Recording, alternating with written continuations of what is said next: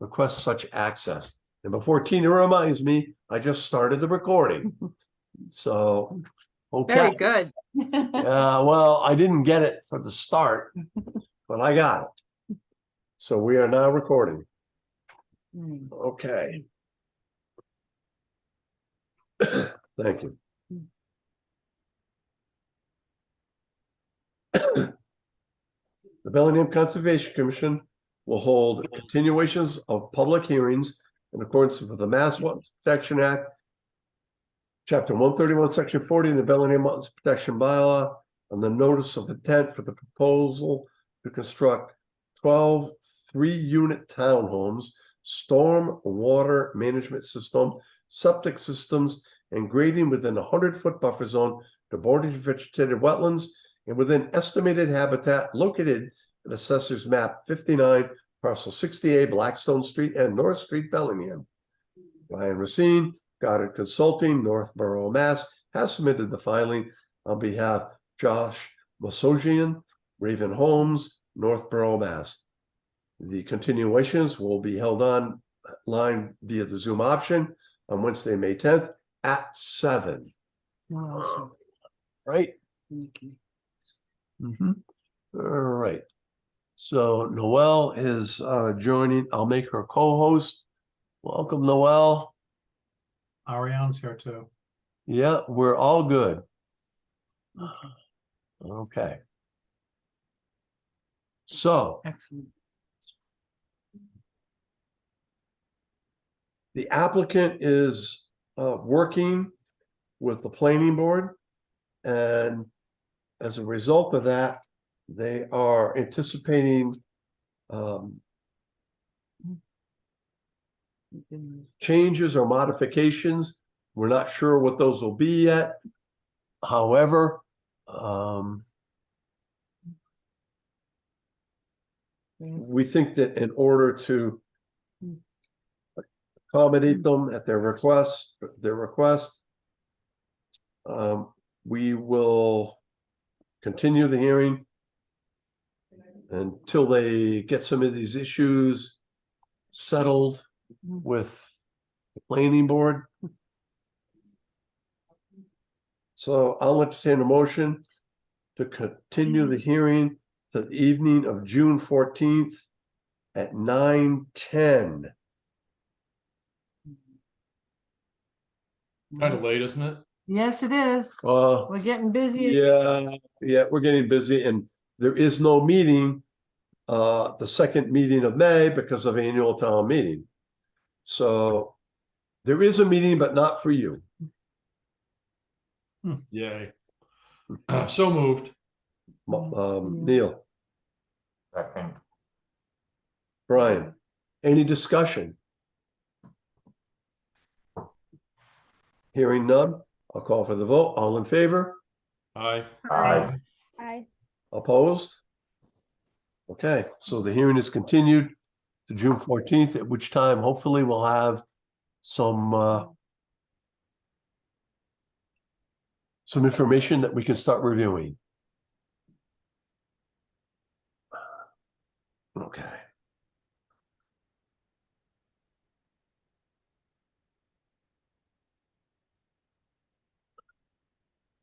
Is Bill Helsing on yet?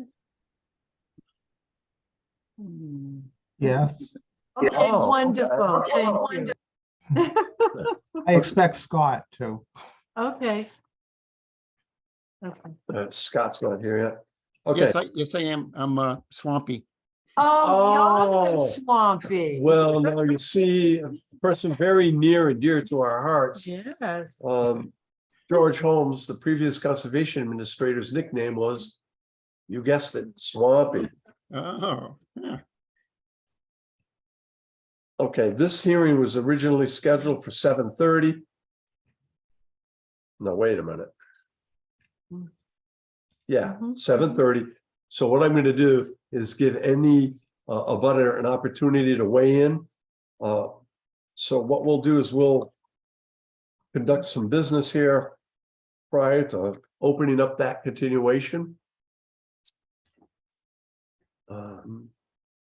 We don't have those minutes. Okay. So The administrator's been very busy. We have a number of certificates of compliance. We're talking about Candlelight Lane, Lot 56, Lot 40, Lot 31, and Lot 32. Those sites were all inspected by the administrator and myself, to assure that the work regulated by the order of conditions was completed satisfactorily and that the rain gardens were all in tip-top condition. Excuse me, Mr. Chairman, I'd like to add too that a couple of these had more than one site walk.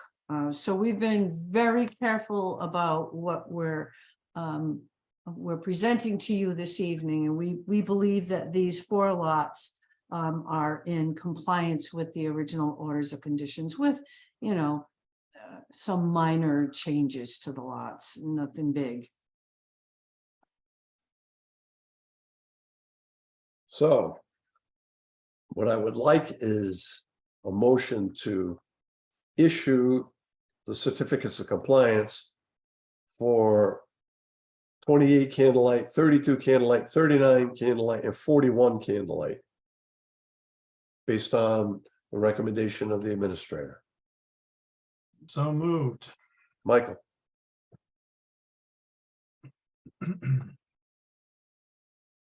Second.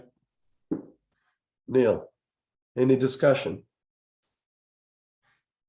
How All many in more are favor? left? I'm sorry? How many more are left in this project to get certified? I have 3, I think 3 more lots outstanding that still have a couple of issues.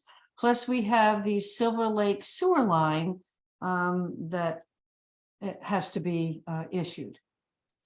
They When- applied for the certificate of compliance for the sewer line. We evaluated it and there's some work that needs to be done. So we did not recommend that one for issuance. So we've issued 10 lots. 10 so far, It's just- 4 here and 3 to go. That would be a total of 17 lots. Only taking forever. These people are like on the 3rd or 4th anniversary. Some of the people have moved in by now. That's true. Well, and the good news here, to be honest with you, Michael, is that Fafford is taking the initiative to get these certificates of compliance recorded, submitted requests for certificates, and the inspections and following up on anything that's lacking on those sites.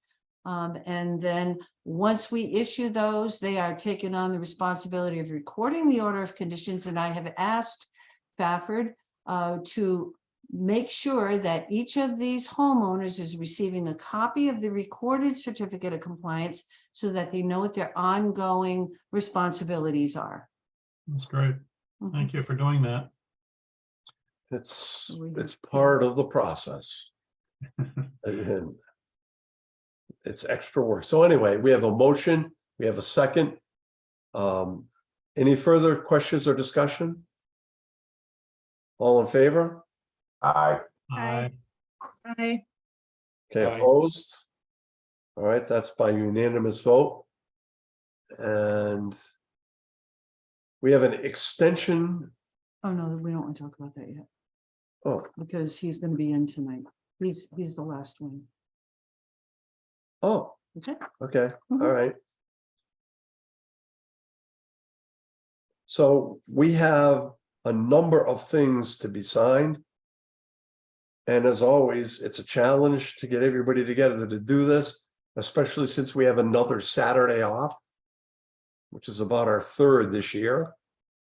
So is there an opportunity for people to get together and help us out with these signatures? I can come down tomorrow Okay. or Friday morning, I suppose. Okay. Whichever works better for you, Ann. Oh, yeah. I'm not available. Tomorrow's good. I can shoot for a Friday morning sometime. I'll have to let you know exactly when tomorrow evening. Okay, so you said Friday, Noel? Yes. Okay, thank you. Do you know if it would be early or if it would be You know if it be Noel earlier or later. The administrator and I are going to try to conduct a site visit at 9 o'clock On Friday. on Friday. Okay, I can work around that. Okay, good. We expect it'll probably take about an hour. How about Okay. Friday around like a little before noon? A, B, excellent. That would be awesome. Friday before noon, okay. That's excellent. Good. I won't be free tomorrow morning. So it would have to be later in the morning tomorrow. That's But fine. Maybe, I can. yeah. I'll call you. We'll work it out. Excellent. That'd be awesome. Thank you so much. And of course, as always, I am available at the administrator's pleasure for signature. You know, with a gun to his head. That's a GWS, goes without saying. Okay. Thank you so much, everyone. And Sure. there'll probably be a couple other additions to the signatures. All right, so we're at about 7:15. I think what we'll do is we'll open up the next continuation. And if an abutter wants to question where we stand, we'll give an update on the procedures that we've implemented so far. The Bellingham Conservation Commission will hold continuations of public hearings in accordance with the Wetlands Protection Act, General Law, Chapter 131, Section 40, and the Bellingham Wetlands Protection Bylaw on the notice of intent for the proposal to construct 2 additions onto an existing dwelling, including construction of a patio and swimming pool, and to remove fill placed in a resource area in order to restore bordering vegetated wetlands of Assessors Map 29, parcel 152, 51 Caroline Drive, Bellingham. Bill Housing, Land Planning, Hartford Avenue, Bellingham has submitted the filing on behalf of Cristiano da Silva, 51 Caroline Drive, Bellingham. The continuations will be held on the evening of May 10th at 7:15. Okay. Good evening. Hello, Bill. Hello, Bill.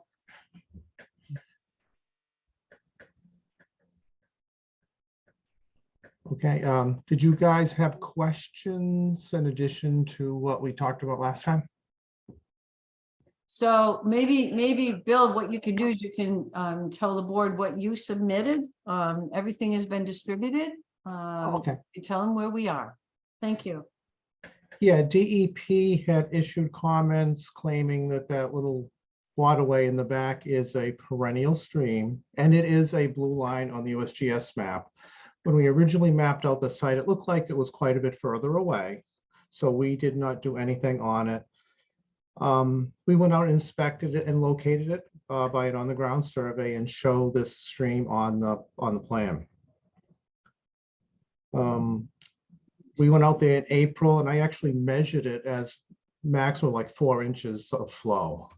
So instead of trying to prove it's not a perennial stream, we just addressed it as a perennial and sent all kinds of info to you folks and DEP.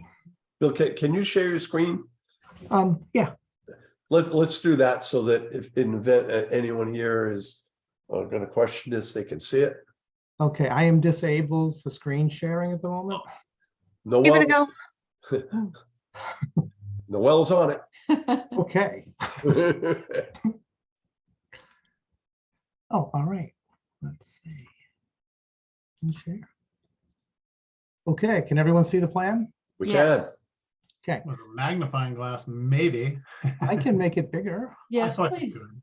Please do. How about zooming into the important stuff? Sure. How's that? Very That's nice. it. Very nice. The changes to the plan since we first presented was the unnamed stream, about 4 inches of flow. And DEP did ask for a tree line, which we show on the plan. Everything else is the same. But clearly we're within, the whole lot is within 200 feet of that stream. Mhm. And the bulk of the lots within the 100-foot buffer zone to the BVW. Yeah, edge of BVW is like right here. It just 200-foot river resource is here. And And the patio's within 25 feet of the no disturb? Yeah, patios right here is the block looking thing. Yeah, let's see. Wetland line is right here, Scott, delineated by soils because it's fill out there. So yeah, we're 22 feet away from that. But we've also proposing a rail fence along right in here, so we minimize any potential disturbance in the future. Hopefully prevent. so for the record, members of the commission were out and inspected the site. We're able to see the areas where the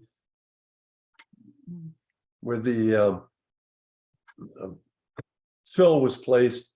And some of that, to be fair, was historic. And sometimes in these situations, when people purchase a property and they look out there, it's a gas easement. They're not really looking at it as a potential resource area. Somebody else had dumped something, so they just add to the problem. So, you know, what we're doing here is we're permitting the activity, but we're also getting restoration of a degraded area. And I think on site and at our last meeting, we kind of agreed to that. The perennial stream, excuse me, caught us by surprise as well as you, Bill. Yeah. You know, well, and I'm not going to go there. It's best to, when dealing with DEP, to give them their pound of flesh on this one. Otherwise, fighting would take months. Yep. So, you know, I think that that's a prudent course of action. There were a couple of things that resulted from Scott's restoration protocol, and I'm glad he's here. One of the things we're doing, if memory serves, we're talking about planting blueberries 15 feet on center. We want to make sure that they're minimum height of 18 inches, Scott. Yep. I'm pretty sure I specified that in the plan that, or the letter that I sent in. I didn't see that, Scott. I didn't see it in the letter that we had. So there was a section on the second page. Wait a minute. Yeah, the second to Okay, last. you- Yep, we had got it. the second You- page. You are correct. Yep, It is in there. I apologize. Okay, no problem. Yep. Okay, good. Yep. And obviously, we have to have a bond to be posted. We're all in agreement. Scott, you were kind enough to provide us with an amount for that. What was the third item? There was 3 items. One of the things that that we had, go ahead. No. Good. We want to make sure that the restoration takes place prior to any construction. This is important, especially since we're entering peak Mhm. transplanting season. Mhm. And it's been our experience over the years that sometimes when replication is required, people conveniently forget about it. And then when they go for a certificate of compliance, it's like, wait a minute, the replication was never done. So we've learned, and that's going to be in the order that this work will take place. And we're hoping that you who developed the protocol will be available to do the supervision. It actually makes a lot of sense to have the replication done first anyway, and we can move forward in the project and then we'll get that done, and then we don't have to disturb that area anymore, and he can work on his additions and so forth. So I believe the bond was $1,500. So we'll be putting that in the special conditions. I don't know if the applicant, the homeowner has joined us here this evening. I am unsure, but Is Cristiano present? no. Or he's leaving it to you folks? So maybe Scott and Bill can instruct Mr. De Silva what his requirements are. Mr. Chair? Yeah. Yes, That's really a good idea. Just kind of sit down with him and go over the order so he knows what's going on. Great, great. Yep. Yeah, I have two questions. In addition to doing the replication first, which I agree makes a lot of sense, and since this is prime time to do it, might as well do it when it has the best chance of taking the first time around and not have to come back later on after the construction was done and after trying to plan in a rougher time of year. But are they going to put the fence up before removing the siltation fence? I don't know if that's in the order of conditions in that order. Because putting the posts and so forth in, I know the area is already fairly disturbed, granted, but we're trying to get it to settle in and so forth. So is the replication and fence what you're going to require be done first, or just the replication and then fence can go in at the end as far as you're concerned? I see the siltation barrier as well beyond the fence. right.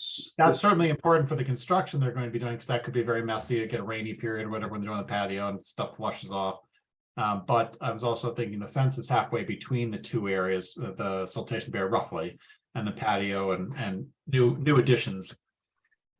Well, if you look carefully, Mike, you'll see that the sediment erosion control is actually in between the area of restoration and the existing BVW. Yes, but and I was Right. saying fence. I was looking at the fence, proposed fence line though, as being Fences. well between that. So Yeah, it's that's a good- patio, disturbed area that's being tried to be backyard, basically whatever, fence posts, and then BVW, and then the siltation barrier, and then the more BVW and so forth, I think.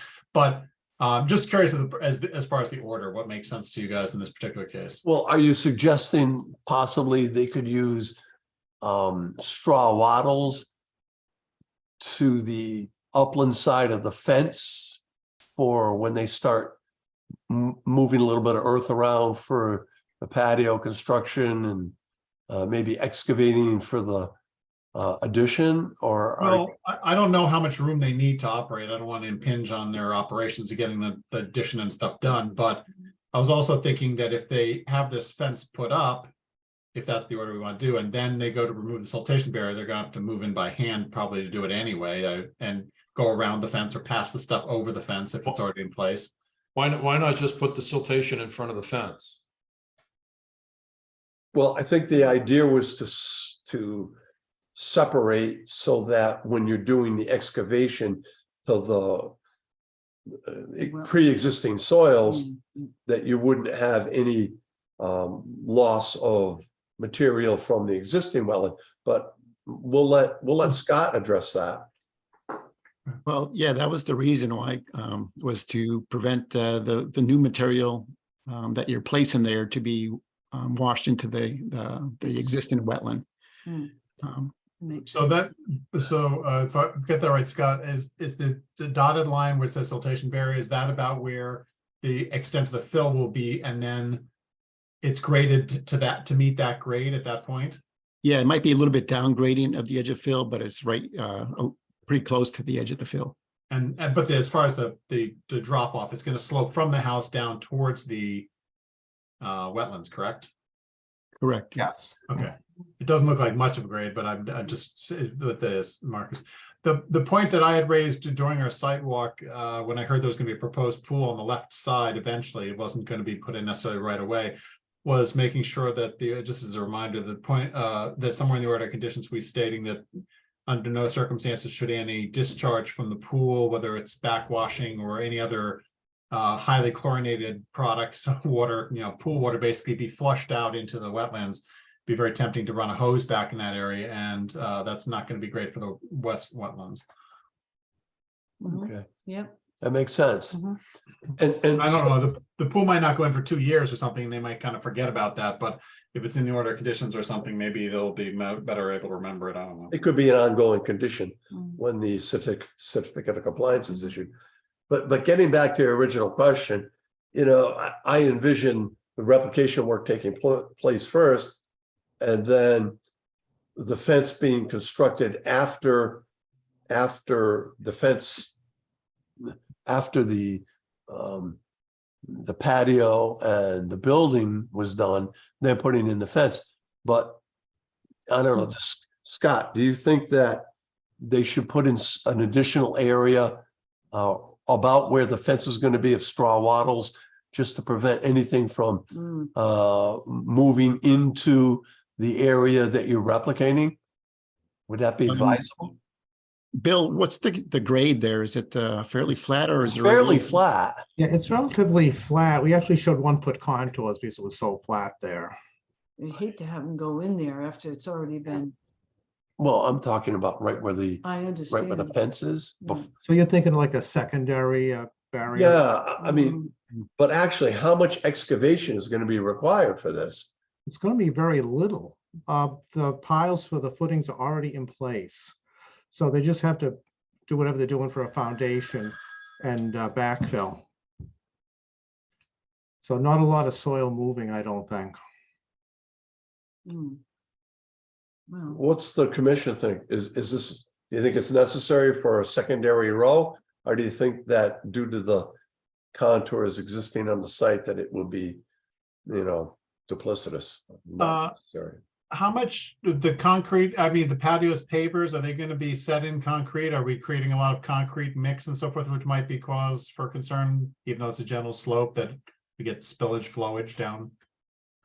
Yeah, pavers will be set in sand, so they're pervious. That's good. And yeah, I'm only digging down if it's fairly flat there, probably a couple of inches at most, so. Yeah, not a whole heck of a lot, no. But you're not piling that fill on site anyway, right? They're removing it? Yeah, it's going to be pretty much at grade that's sitting there. They're going to have to remove some certainly to get some sand in. Okay. I guess Okay.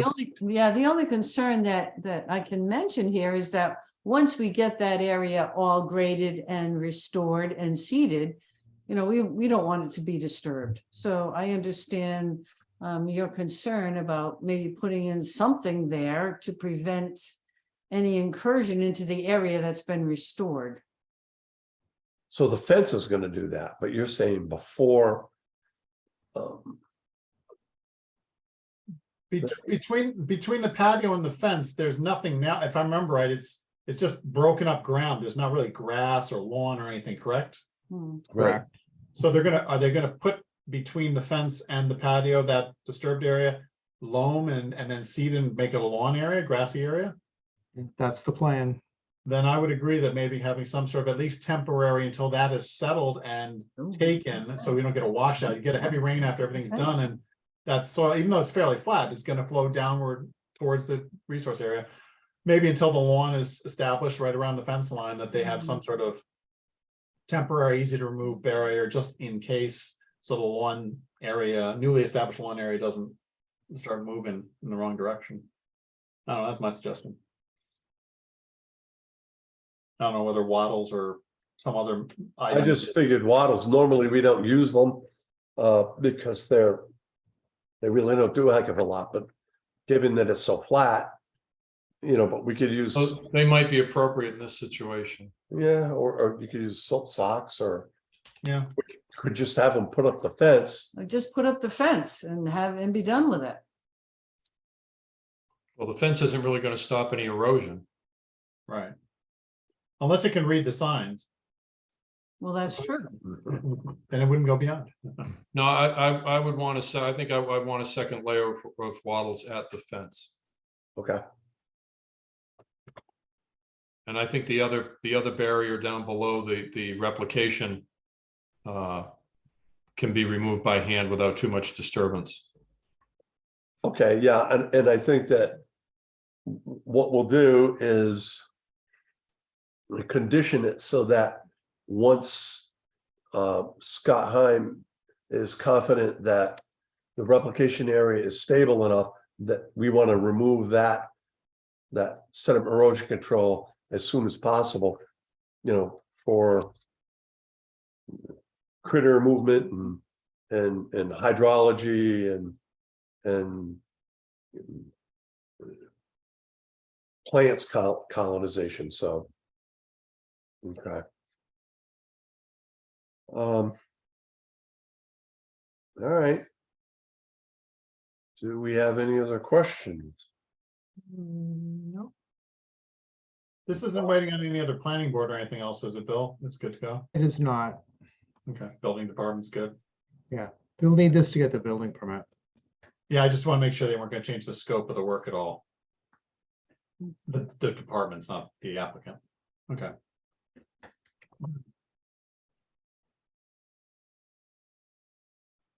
Oh, okay, so we have to put in a couple of another special condition. Yeah, we'll put in Yeah. another special condition. Mm-hmm. We can do that. Yeah. All right, Any other issues? there's no other comments or questions. I'll entertain a motion to close this hearing and issue the order of conditions. So moved with the additional specs that we just called on. Absolutely. Oh, yep, move it. Michael, Second, Ariane, further discussion? All in favor? aye. Opposed? Unanimous vote. Thank you very much. Bill, the order will go to you then? Yeah, that will be just fine. I'll review it with Cristiano. Thank you so much. You Appreciate got it. it. Okay, Well, thank you all thank you. Thank you. and have a good day. Good night. Bye. Mm. Take care, Scott. Thank you, Scott. Yeah. Didn't hear from him.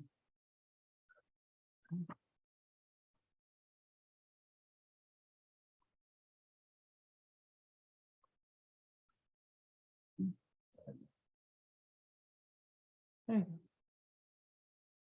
Wait a minute. All right. Once again, we've had several requests for continuations. This makes it very difficult for us because we work in blocks of time that are precious because of the amount of work we have to do.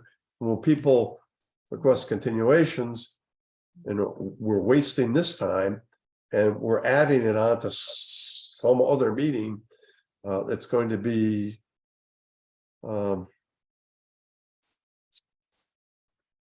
slammed. Especially if they do it continuously.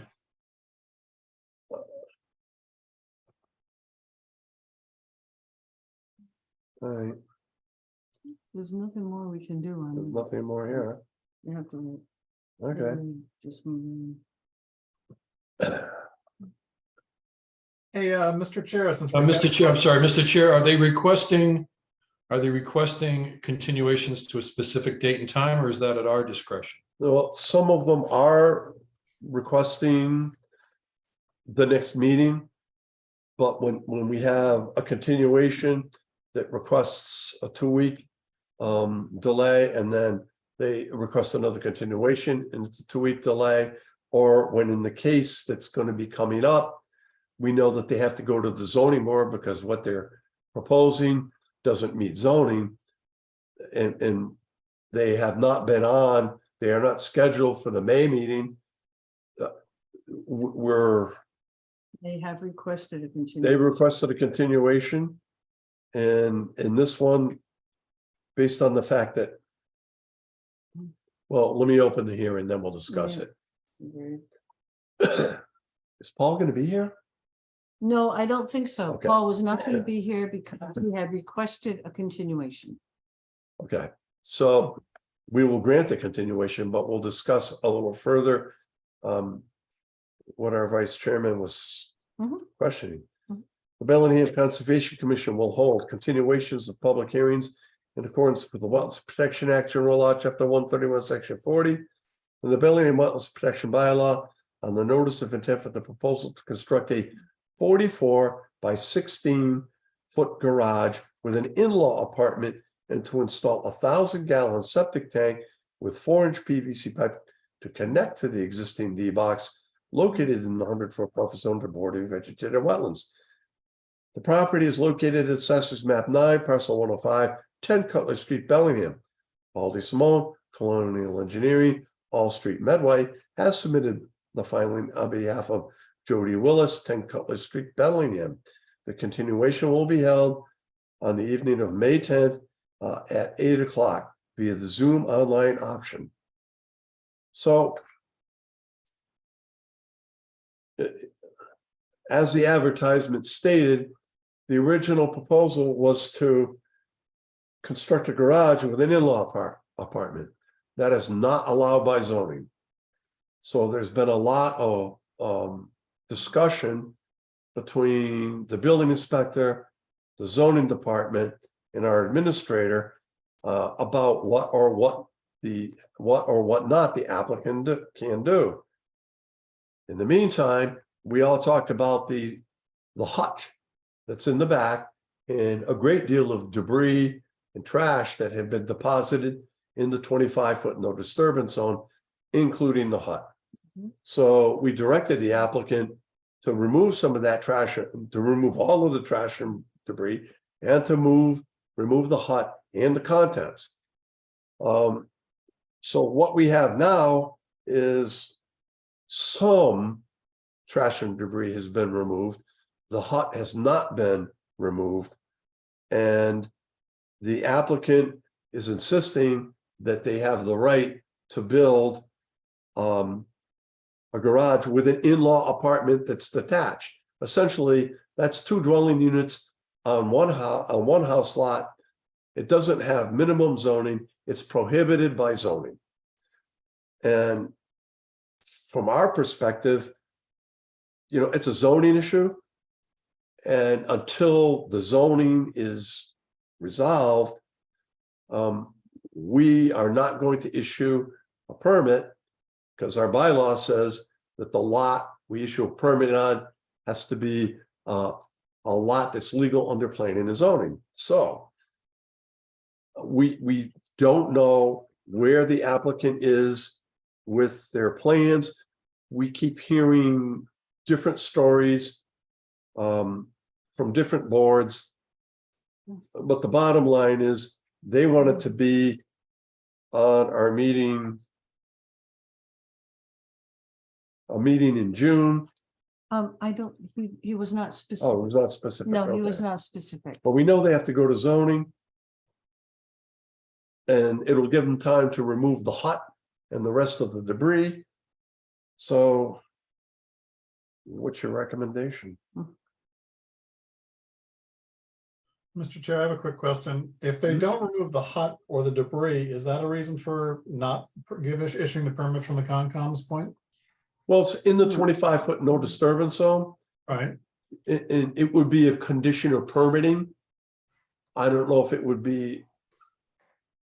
I don't know if it would be grounds for a denial, if that's what you're thinking. well, I'm thinking if they don't do it between now and the time we eventually do hear this again, if the zoning gets permitted and they still haven't done it, I mean, we can make an order of conditions so they can't get a final sign off on the project, but they could go ahead, build the apartment, move in, live in it and everything else and just be in violation, correct? No, the permit will be contingent on removing the stuff. Okay, so they We're have to do hoping that they before get it done before, before we go any further.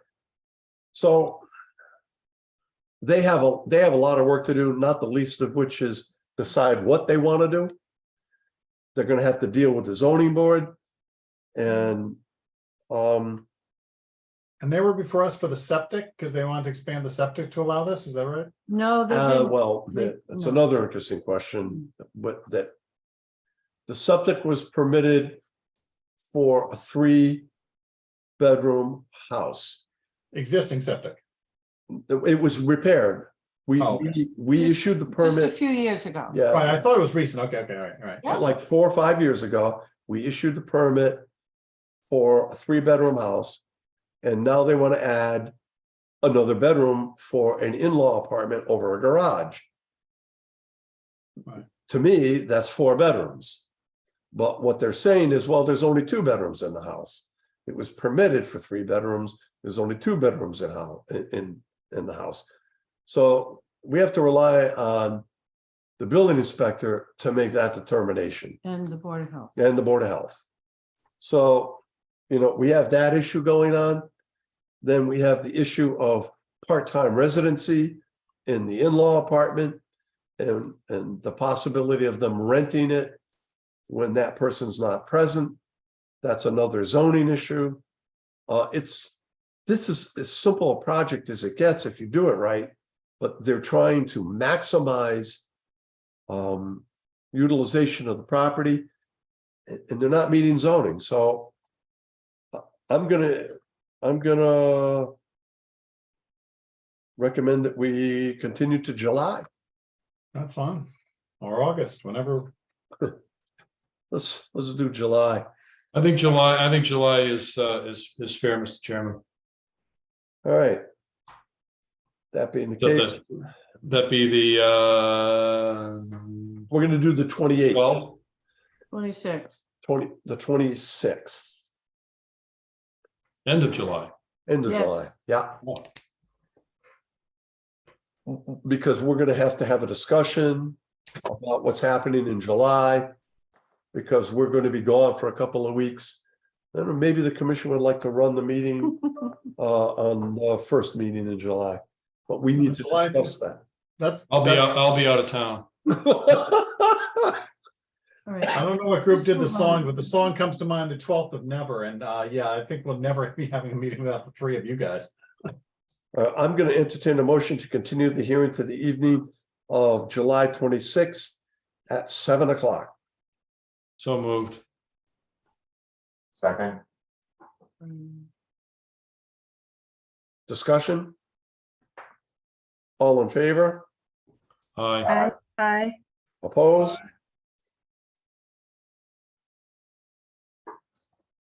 Okay, by unanimous vote.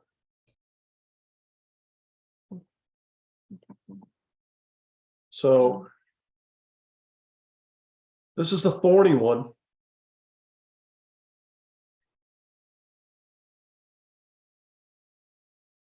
Now, I'll be, Mr. Chairman, I need to excuse myself. I'll be right back. of course. Yeah. Well, we have a minute.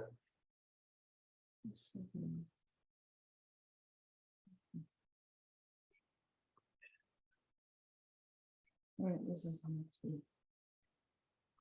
Opinions here. Karen Patron is not gonna be here. She's not gonna be here. She said somebody else was. So. Well, possible, I don't know. Is there anyone here to represent Karen Catrone, 8 Beach Street. 8 Beach Street?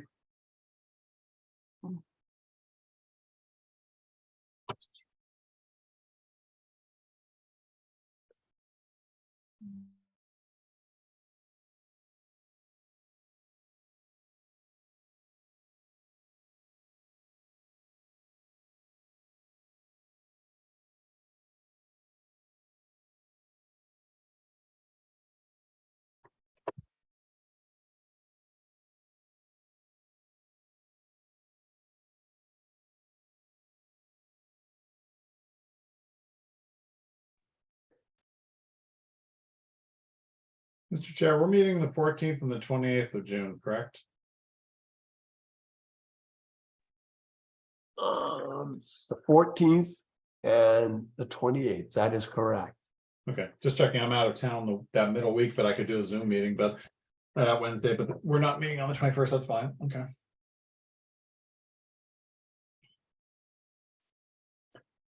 And do we know anything about sidewalks, since we're still trying to kill time, when the next planned sidewalk is date wise? Ann and I have been handling all of the small ones, like the upcoming one, the septic repair. Right. We're doing those. We're doing all of the sidewalks for the certificates of compliance. Looking ahead, Ann's anticipating receipt of a couple more notices of intent. We may have another sidewalk coming. Yeah, you're right. We may also be having another sidewalk coming up with WS, but we're not sure on that yet. We're still awaiting information from them on their soil testing. If you recall, we had discovered that, Mystery layer. yeah, the perched area, and now they're talking about discovering what that is and moving the vernal pool enhancement to that area, which might be appropriate, but it means that there'll be more testing required because they're going to use under parking lot infiltration for that part of the development. So there's a lot of work to be done there, but there's probably going to be some fine tuning out in the field. Is there anything on the radar for the 20th? Not this weekend, but the next weekend, because I know I'm out of town that weekend, just curious. The 27th. No, the 20th. Well, right now, there is not. Okay. But if you can't make it and something comes up, we could try to schedule around that. Well, you don't have to schedule around me, but I'm just curious if you knew something was coming up, I'd try to see what's going on. Well, since you're always so diligent about attending the site inspections, I think that's probably something we would like to try to accommodate. Not every day, I win a free cruise around the world. Oh, no, I didn't, but still hoping. A dirigible cruise? Yeah, dirigible cruise. Yeah, we'll go where the wind will blow you, right? And So, yeah, I'm not.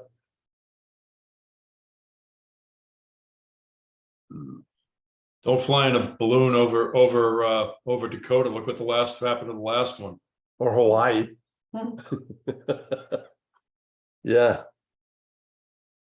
so we file a flight plan with the FAA and the Pentagon. Yeah, the Pentagon would probably be more important. Yeah.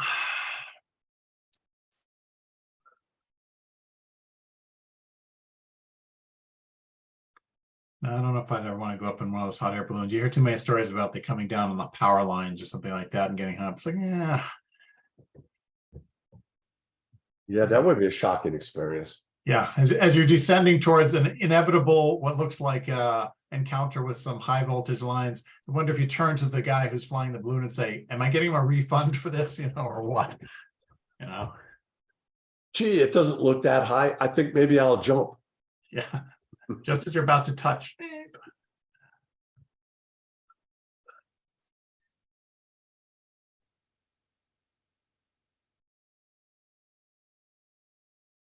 Trying to get people to come in here. Mhm. Yeah, I know. Well, what we have is we have the Beach Street septic repair, and it's scheduled for 8:10, and when the applicant's representative isn't here, we've got 20 minutes to kill.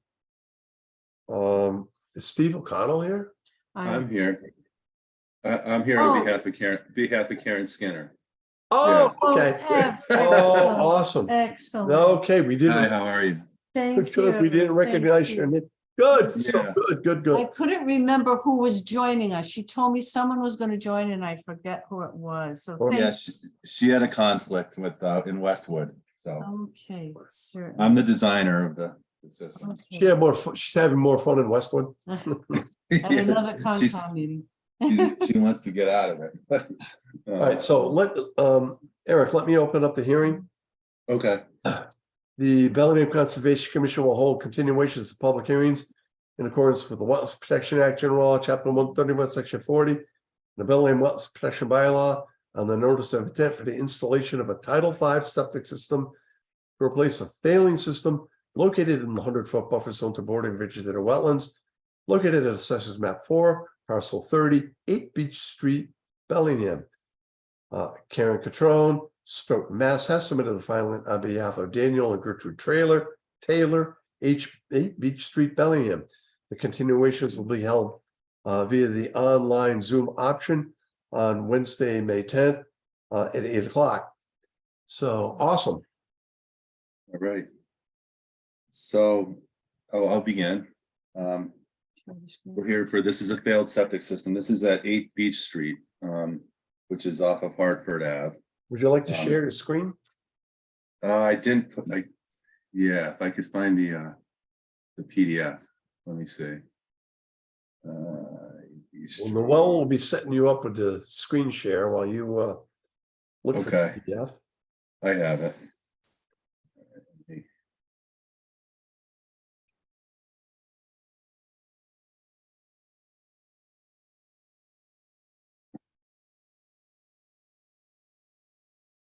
See if I can share it. There it is. Can you see it? We got it. Yes. Okay. Can you Yep, so this enlarge is- it? Can you enlarge it a little bit, please? Let me see. How do you do that on here? Oh yeah, okay. Like that. Yeah, Is that better? A little more? Tad, You yeah, get- tad more. you're getting there. Sorry. That You looks, can't see it. If you can't see it, you don't know what you're approving, right? Right. All right, so this is a failed septic system. It's a cesspool in the backyard right here where my cursor is. There's an existing wetland system that runs along the rear property line. As you can see, there's the 25-foot buffer, the 50-foot buffer, and the 100-foot buffer. There's a small area in the front yard right here, but it has the water service, and I didn't show it, but it has the gas service as well. Like I said, this lot is only 8,360 square feet. So it's tiny. Of that 8,360 square feet, there's an easement, a drainage easement along the side here. So the only option was to do testing near where the old cesspool is. We encountered high groundwater. To try to avoid any more encroachment into the buffer zone or into the wetlands, towards the wetland system, I used a DEP alternative system called a geomat. It's basically a sand filter. Provides advanced secondary treatment through the mat as well as the C33 sand under it. This design will require raising the pipe inside the house in the basement to avoid a pump. It will also require how high is it? A 3-foot retaining wall. breakout wall. Yeah, along the driveway right there. Yep. The entire work will be surrounded by a straw wattle with a silt fence. Once access will be gained through the existing driveway. There's no stockpiling or storing of construction equipment on site. That's what I proposed. And when the system is complete, the off grading here, the 3-to-1 slopes I'm proposing to cover it with erosion control blanket until the grass is established. Are you gonna hydroseed or just hand cast? Hand cast probably. I mean, I could, yeah, either one. Most of the guys now do the hand casting. With a netting, that will probably be sufficient. Yes. Okay, Behind this property, I don't know if you're familiar, there was a house that burned a couple times. Mm-hmm. yeah. Yeah. So that's, if you're, that now you can kind of know what I'm talking about. So at the last hearing, the administrator and myself informed the commission that we had inspected the site. Yeah, The house is old, it's been there for quite some time. yeah, The resource area behind it appears to be filled with stuff. it's provided water, but it's a drainage ditch. Oh, yeah. Right. Right. One of the things that struck us when we visited the site was that unlike many places where we deal with septic repair, people Yeah. had just thrown all their trash up over the fence into the Right. resource area. So it was relatively clean. Yeah, And it's necessary, yeah. and you as you mentioned, Yep. not a lot of alternatives here. No, it won't even in the front yard, I don't think it would, even if we asked for waivers from Title V, it wouldn't fit. So this is approved by the Board of Health. Yes, Bruce approved it before he left, I think. Or he left, okay. Yeah. I think he's gone now. I don't Yes. know. Yeah, Yeah, so now we're without a health agent. really. Oh. Not a good thing. And Mike, I think someone was asking me about him the other day. Something happened to his toes or something?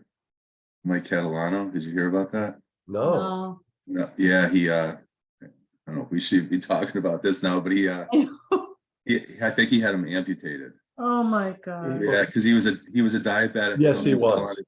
Yeah, and something fell on it and he didn't go to the doctor and he just let it go and it turned black and Oh, one or two of them, or I don't know. So he's been out of commission. oh, that's terrible. man. Oh, that's Yeah, horrible. that's when health can be hazardous to your health. Mm. exactly. Oh, that's- All right, are there any questions from the commission on this? Based on the information that was presented tonight and the review that was conducted by the administrator and myself, I'd like to entertain a motion to close the hearing and issue the order of conditions. So moved. Neil,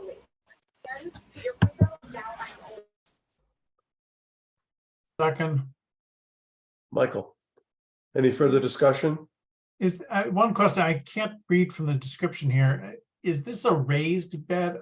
Yes, it is. How high, It's over- about- I know you had a 3-foot breakout wall on the left side, you said, I caught that. Yeah, Does that mean that the ultimate top of this new bed is gonna be 3 feet above the existing backyard?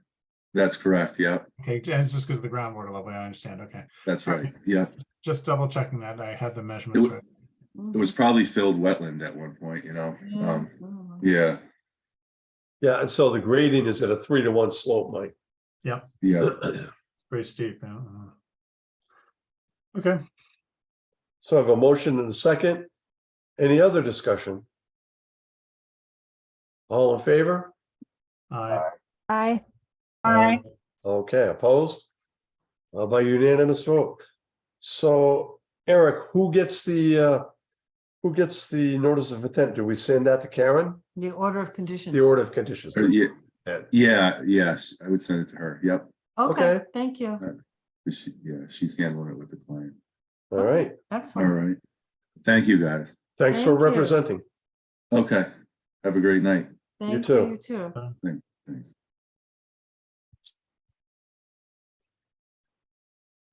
Page that down. Okay. There you go.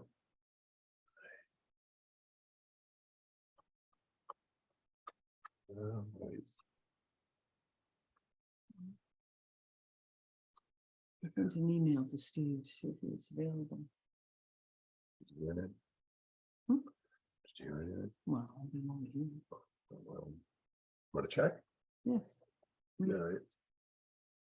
See where we are. Okay.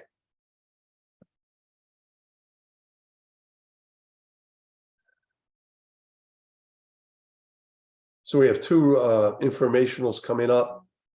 Our next scheduled one is in 14 minutes. So we're trying to see if we can get Steve O'Connell to pop in a little early and deal with that.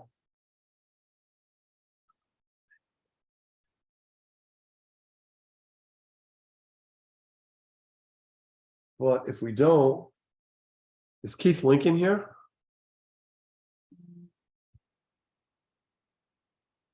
See, this is the headache when everybody requests continuations.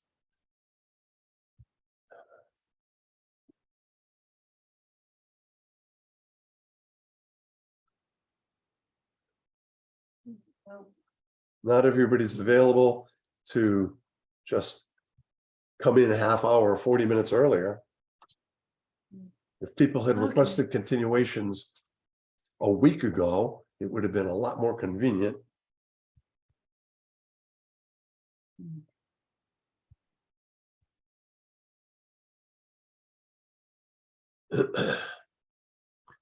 So, it's times like this that makes you consider, Mr. Chair, perhaps doing as some of the other town committees do, which is just plow on through. If they don't show, then you move right on to the next one. And so, Schedule.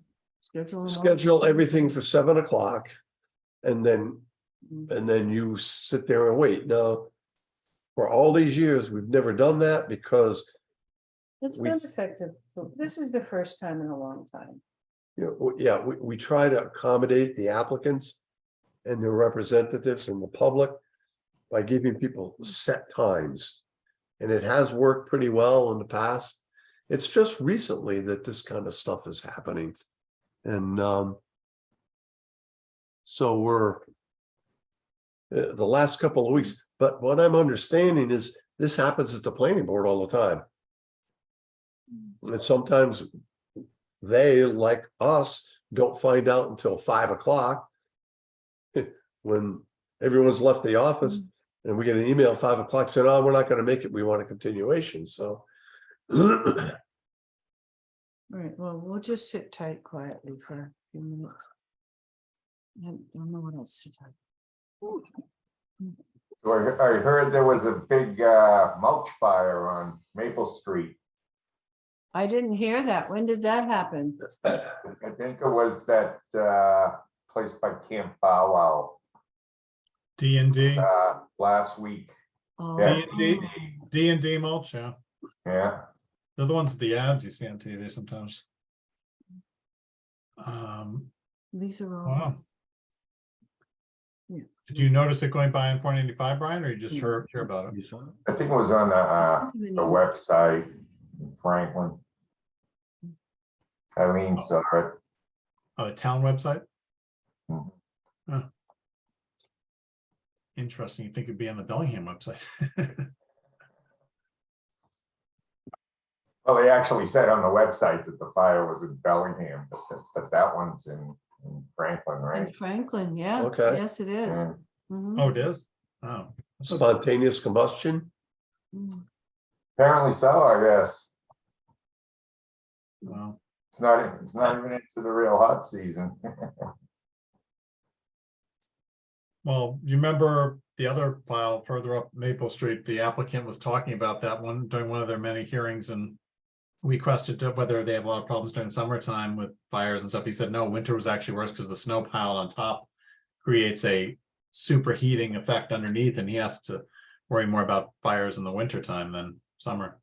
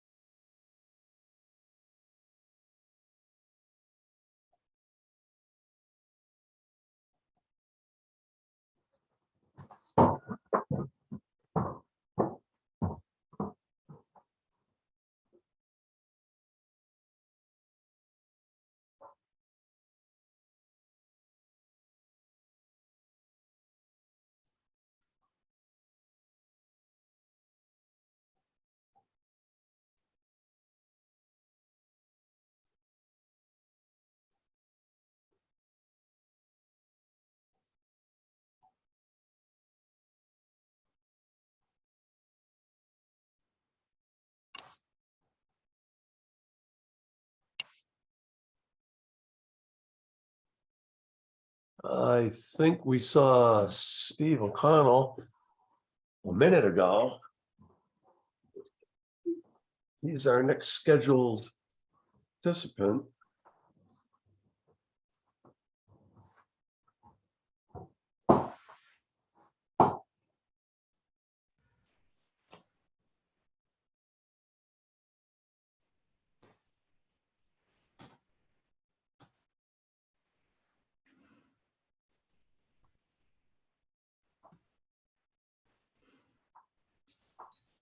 Where'd he go?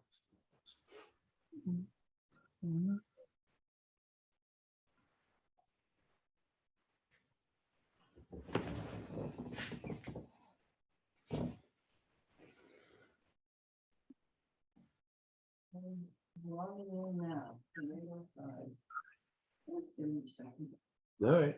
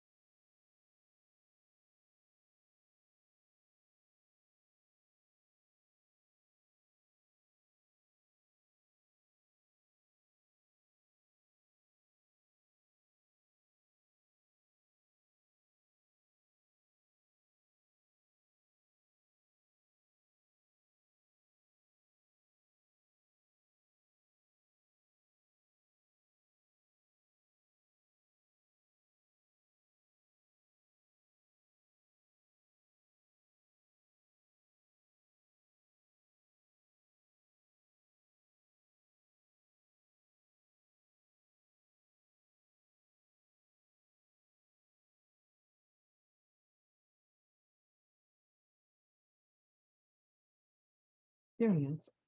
Good.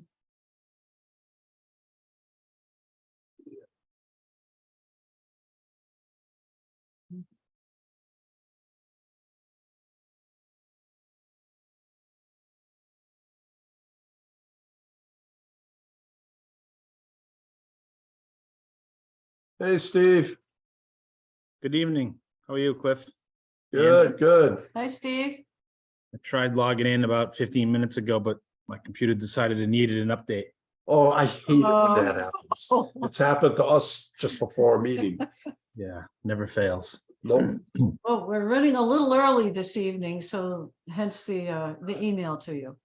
Great, no problem. And I'm happy that Dawn and Brenner and John are able to be here early too. So that was my biggest concern, was that they weren't going to be able to get on early, but they're here. So great. Okay. So should I proceed? Yeah, absolutely. Great. Can, Noel, would you accommodate him Steve, by let him share his screen, please? Absolutely. All righty.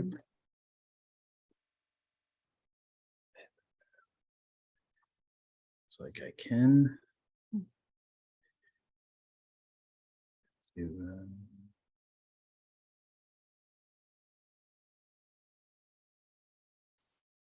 Okay, everybody see that? Yes. Yes, we can. So this is the plan that I shared with Ann. I assume she distributed it. So this is Douglas Drive at the top of the screen. And the two houses here are the house of Don Calderwood, and then the house here to the southerly of Mrs. Calderwood is Brenna and John. And so, we had a conversation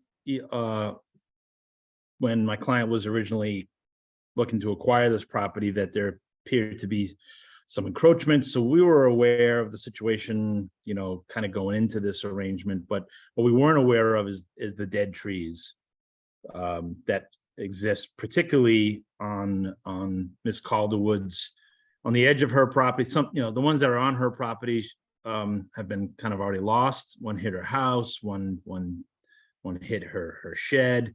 And then the other trees are either on the property line or on my client, on Farragon's property behind her house. And what we have discussed with them when we met both parties on site was that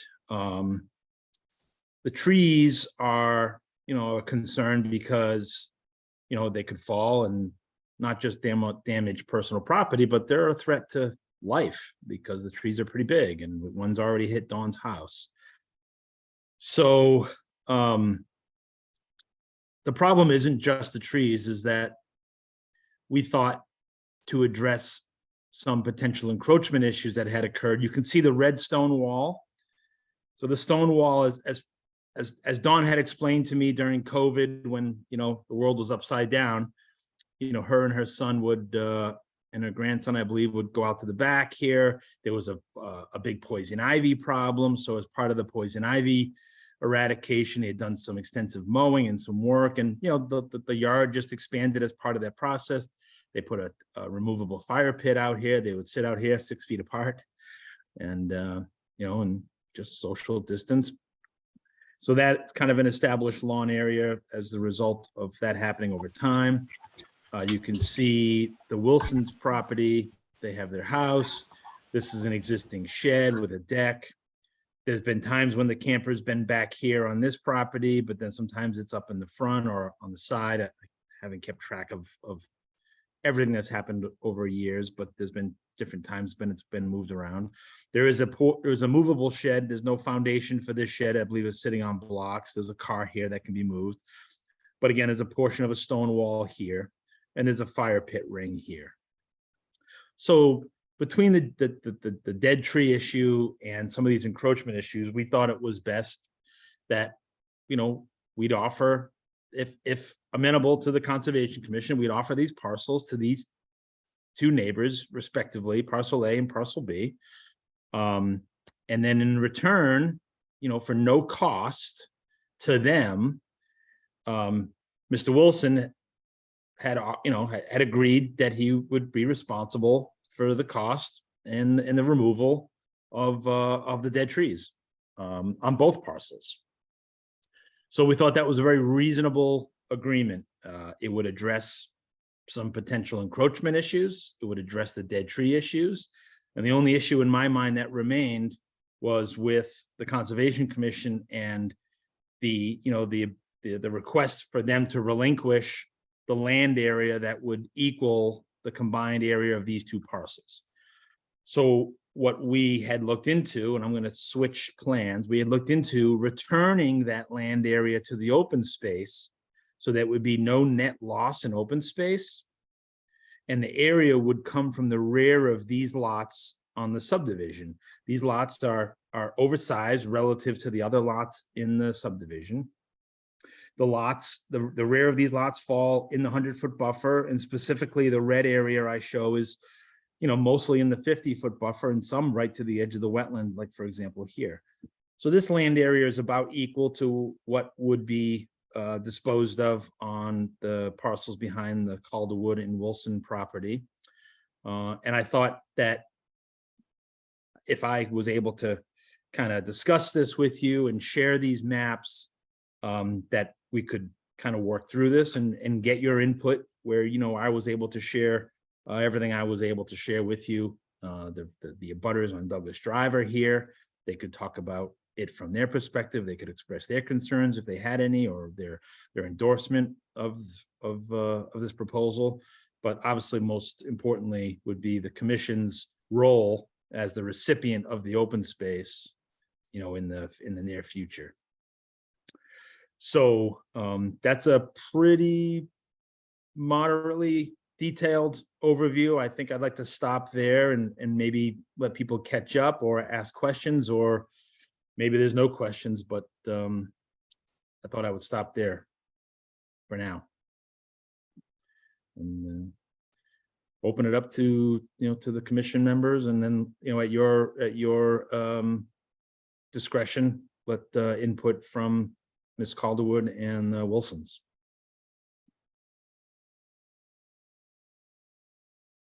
So the thing that stands out in my mind is that along Douglas Drive, all of the properties, except for these two, have complied with the constraints of their property lines. So these two individuals, especially the one to the south, has actually nearly doubled the size of their lot. And so what's going to happen here is, you know, I also understand that building permits were never issued for the structures that are technically trespassing. What would prevent other abutters from saying, wow, look what they got away with. Why can't we do the same thing? In fact, it appears to me that the only cost is the removal of the trees, a lot of those which can, I'm sure, be removed by hand. So that's pretty good value. But from the commission standpoint, it seems like that's an incursion into an area that was going to be open space, and it's a precedent that very clearly other butters, if I live nearby, I'd say, wow, well, I'll do that too. Sure. There's precedent set here. I mean, what does the commission think on this? Michael, Neil? anything? Mr. Chair, I'm confused about the parcels that were A and B that were intruded upon and taken over by the property owners that are between there and Douglas Drive. What was that land before? I mean, before they took it over and started using it, is it open space for the town right now?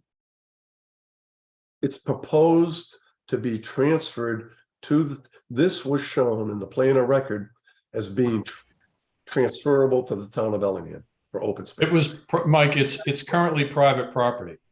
Right, That's correct. that is correct. And it's Right. forested. And what'd you say, Cliff? You broke up the end. And it's forested. Right, Oh, so if it's private property, if it wasn't town property already, and it hasn't yet been given to the town as open space, and it's private property, and I see dotted lines showing paths or maybe proposed roads or paper roads or something there below. Those are existing paths, Mr. Okay, O'Haron. okay. So if it's a private, isn't the private property owner that currently owns that before it is transferred to the town interested in getting people off of their property or dealing with the people that own those two lots, the Douglas Drive lots that are impinging on it? I'm kind of wondering why we're at this point getting involved if it's still private property. If it was already town property, I see the point, but how imminent is that to happen? Well, that's interesting because the property should be transferred prior to the issuance of the 75th occupancy permit. The developer shall present to the commission or its representative a deed for conveyance of the open space. And now I'm not sure, Steve, I don't know how many units you have occupancy for. Yeah, 0 right now because of supply chain issues, but they'll be rolling out very quickly starting next week. Yeah. Okay, Be they're quickly really- into the 20s. yeah, okay. Yeah. So they'll be in the 20s, Michael. And when they get to the 75th, they have to prepare the deed for review for us and town council for conveyance of the open space. And the plans of record showed those two areas of impingement to be open space. Okay. Steve, can I chime in for 1 second? John Doucette? Yeah, up to the chairman, but yes, please. And I keep referring to him as Wilson. That's Brennan's maiden name. I'm sorry, but it's the Doucettes. So before we do that, I want to see, are there any other, does the commission have any other questions or any other comments? Yeah, Mr. Chairman, I'm beyond the the taking of the land that's being formally recognized, proposed to be formally recognized. I'm concerned that the paths where they feed into those properties, clearly outlined on your map here. What kind of paths are those? Are those walking paths or are those ATV trails? Both. Well, the largest path is definitely wide and big enough to accommodate an ATV. But those are existing paths, and I don't know where they're, where or how they originated. The trails, the path, the portions that kind of jet off the main path, definitely, more of footpaths. Because we have a huge problem in the town of Bellingham with illegal ATV trespassing. It appears that two of those paths go right to one of those lots. Yeah, I'm concerned that there's, I know we're not going to cure the scourge of ATV usage On private property. on public and private lands without landowners' permission in Bellingham, but I'm concerned that this is contributing to it. That's a good point, Neil, because there is a bylaw in town that says you can't operate ATVs, dirt bikes, or snowmobiles on private property without property owner permission. Yeah, I mean, I only thought about the paths, there's miles of paths out through these woods. Many of these houses have paths from their yards out to the main path because these people were actively using, many of these people on Douglas Drive and other abutting streets were actively using, the trails as recreation and active and passive open space. Even though it was private property, we all know how that goes. Sometimes it's just taking a walk in the woods, even though it was private property. Some folks walking in the woods, even on a regular basis, do not cause the irreparable damage that dirt bikes and ATVs cause to I agree. to uplands, wetlands. We see it firsthand every time we go in the woods. Just the destruction caused by people trespassing. Sure. Yeah. And you're not wrong. I've seen it myself. I didn't see evidence necessarily, in this particular stretch, but it was a very isolated area for me to kind of review.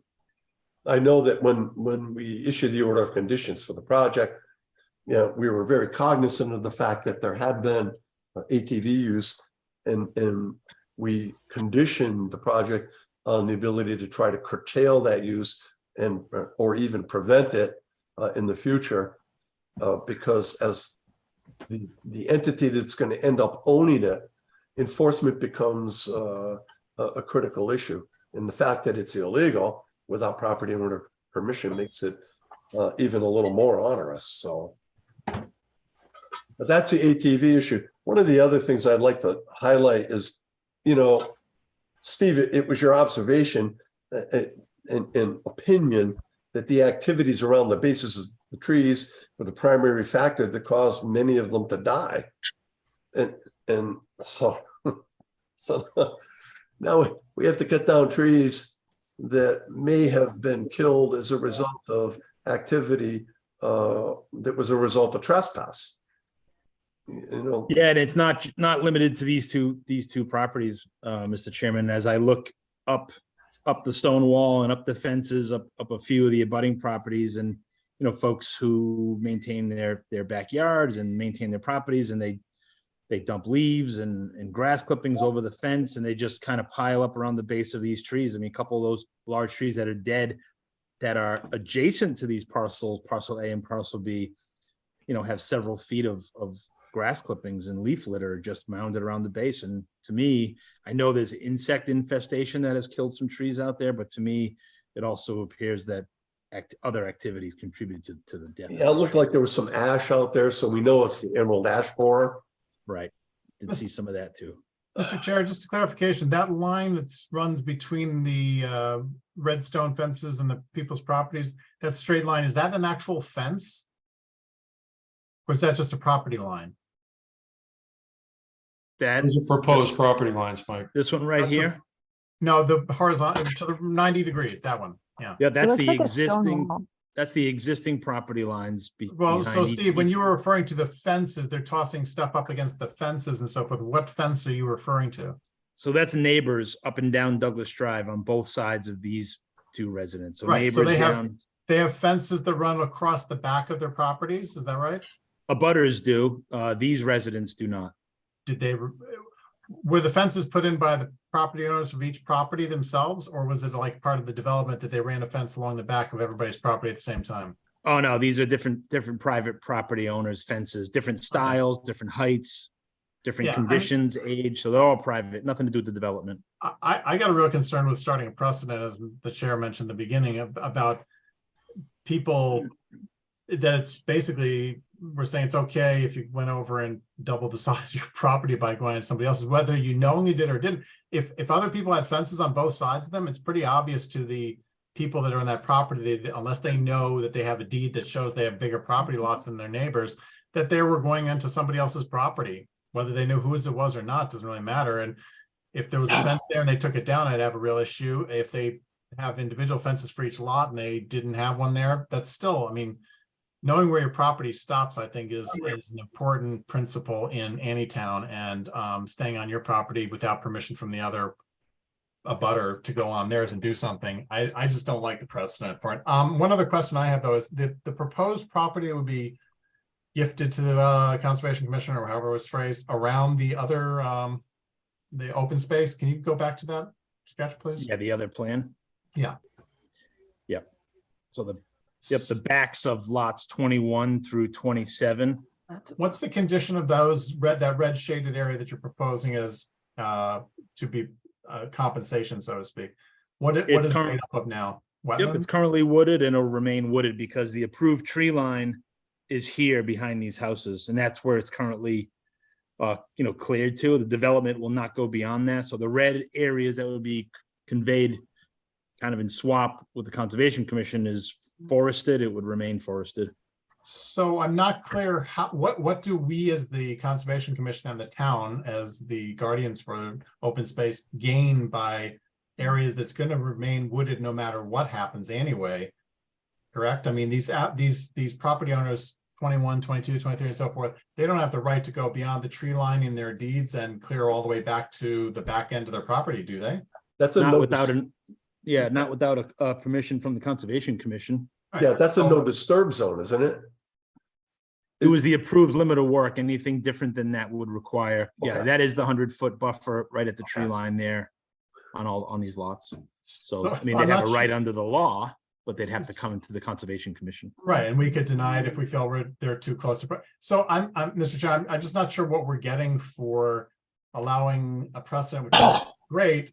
If it was to gain some vital wetland that would otherwise be developed or something, I'd maybe be more thinking that was a reasonable compensation or attempted compensation. But what are we getting there is my question. Really? I feel I like mean, you're if- getting more buffer zone to protect. Like But it's going to be permanently, protected anyway without coming to us. well, not under your control though. It's in the 50-foot, most of it's in the 50-foot limited disturbance zone. Most of it is in the limited disturbance zone. I mean, if we had this, if the commission, the property was transferred, this property, if the commission was transferred this property and the issue arose that you have, I think that the feeling of the commission would be, move your stuff off the lot and we'll cut the trees, put up a fence, that's your property line. I think that's what the commission would say. Mhm. Am I wrong? Do people agree with me on that? I agree with that. I agree, and I think that in the past, we've permitted people to cut trees that were growing onto their property or leaning over onto their property that were on open space. For safety, yep. Yeah, that's right, we allow that. So, Steve, I sense a consensus here, but to be fair, we'll let the property owners speak. And we do have something else coming up, so. Okay, yep, I appreciate that. I'll let the property owners here are, John Doucette, and I think he wanted to speak, and I don't know if Dawn Calderwood has anything she'd like to say. Yeah, Dawn, can I talk for a second first? Hello, everybody. I'm John ahead. Doucette.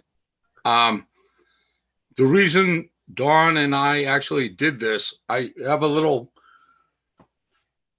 relationship with the former owners of the land, Fafford.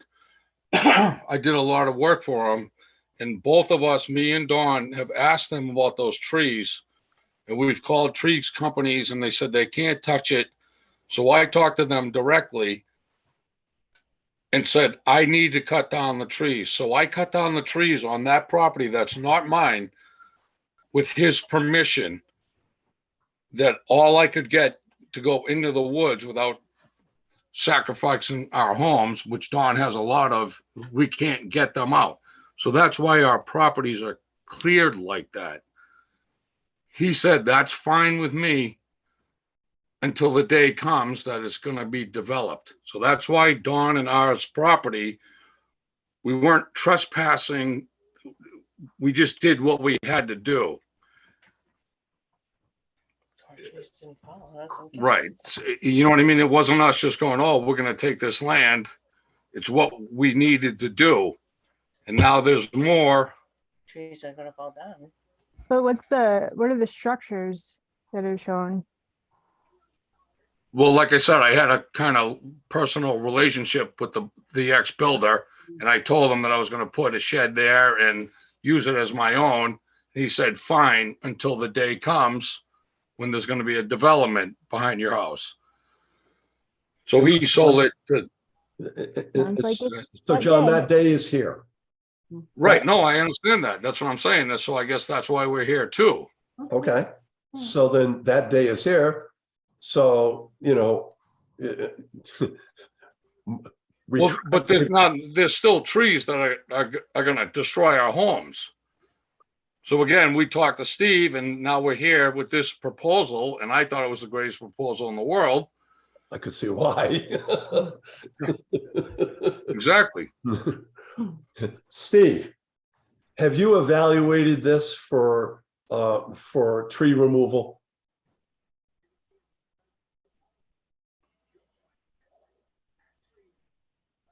There's been a couple of tree companies that have looked at the removal of the trees. Mhm. One company would prefer to access through Ms. Calderwood's property since she has most of the trees to deal with. Okay, The Doucettes have a couple of trees remaining that are a threat to come down.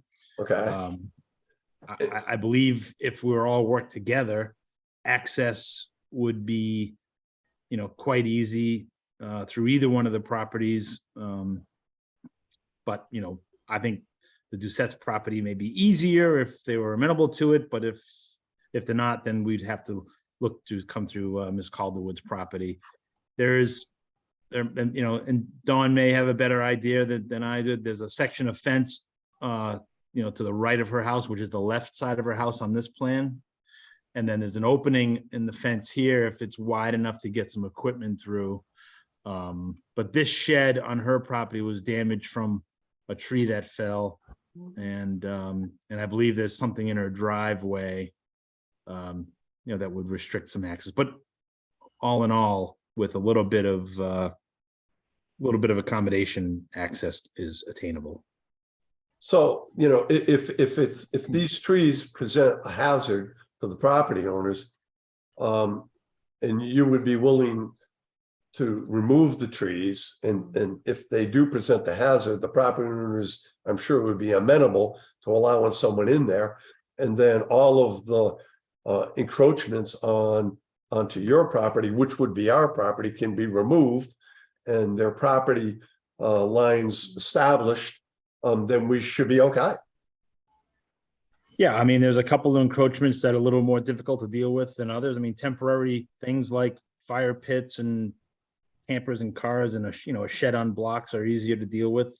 Right. Something that, that might be more of a structure can be more difficult. And, there's a process through the building department that would have to be explored. And that's, that's the guidance I got from my client is if this is not amenable to the Conservation Commission, then that's the avenue we'll have to go. I mean, we would take the trees down at probably at our expense, at my client's expense, and deal with the quasi legal process that goes along with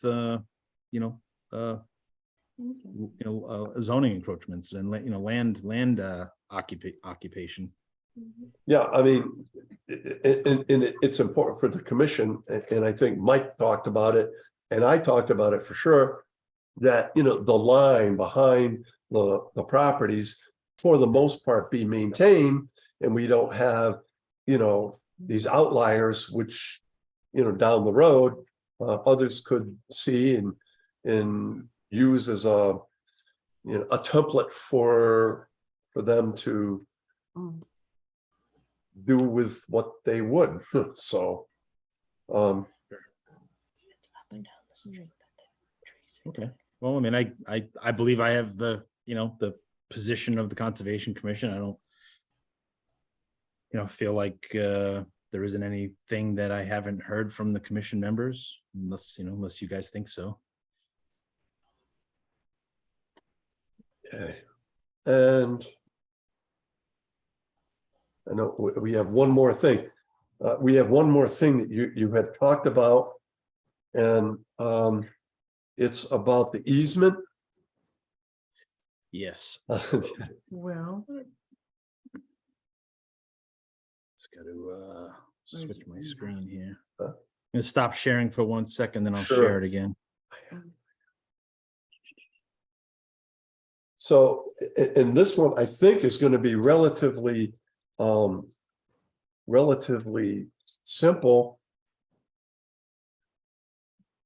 I don't know that you're aware that the town just had an all boards meeting, and this was an item for discussion.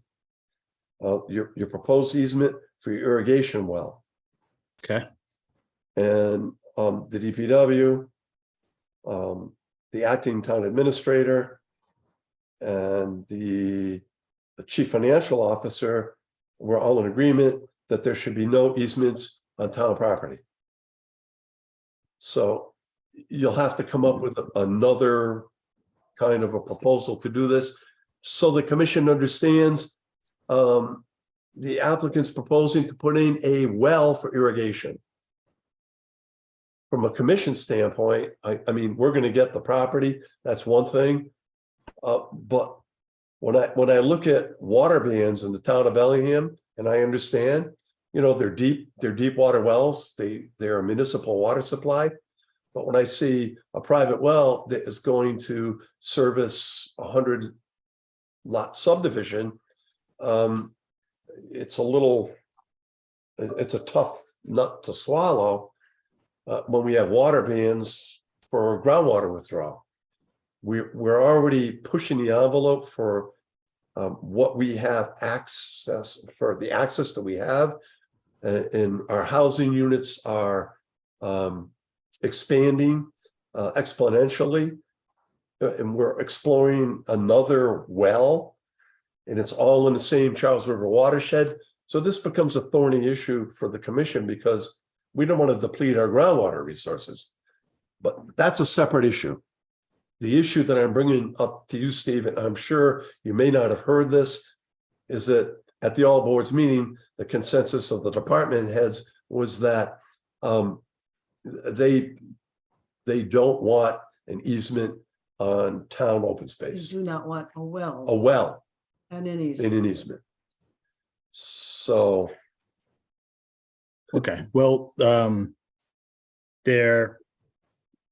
I believe there will be some other wells throughout the development. Those permits come from the Board of Health. So if they're not going to be in the open space, I still think, I do anticipate that there will be some wells. As opposed to irrigation from the municipal water system. So I believe there will be some wells. but you understand my point though, Steve. I mean, it's all coming out of the ground. Yeah, and with irrigation, except for evaporation and transpiration, it should be going back into the ground, unlike a sewer system, which goes miles down the road and Oh, no. discharges out of the, I get that completely. Yeah. I get that completely. So I think what's important about this and unique about this area is, and I'll show a couple of photos. This is what the area looked like before. There was this paved circular driveway. There was this large stockpile that Fafford had put here. There was different invasive species, lack of vegetation, just it was kind of a mess. This is what it looks like today. So you can see it was vegetated with sod. It was landscaped. There is a project entrance, hardscaped wall. There's a temporary sales trailer. This is a construction trailer.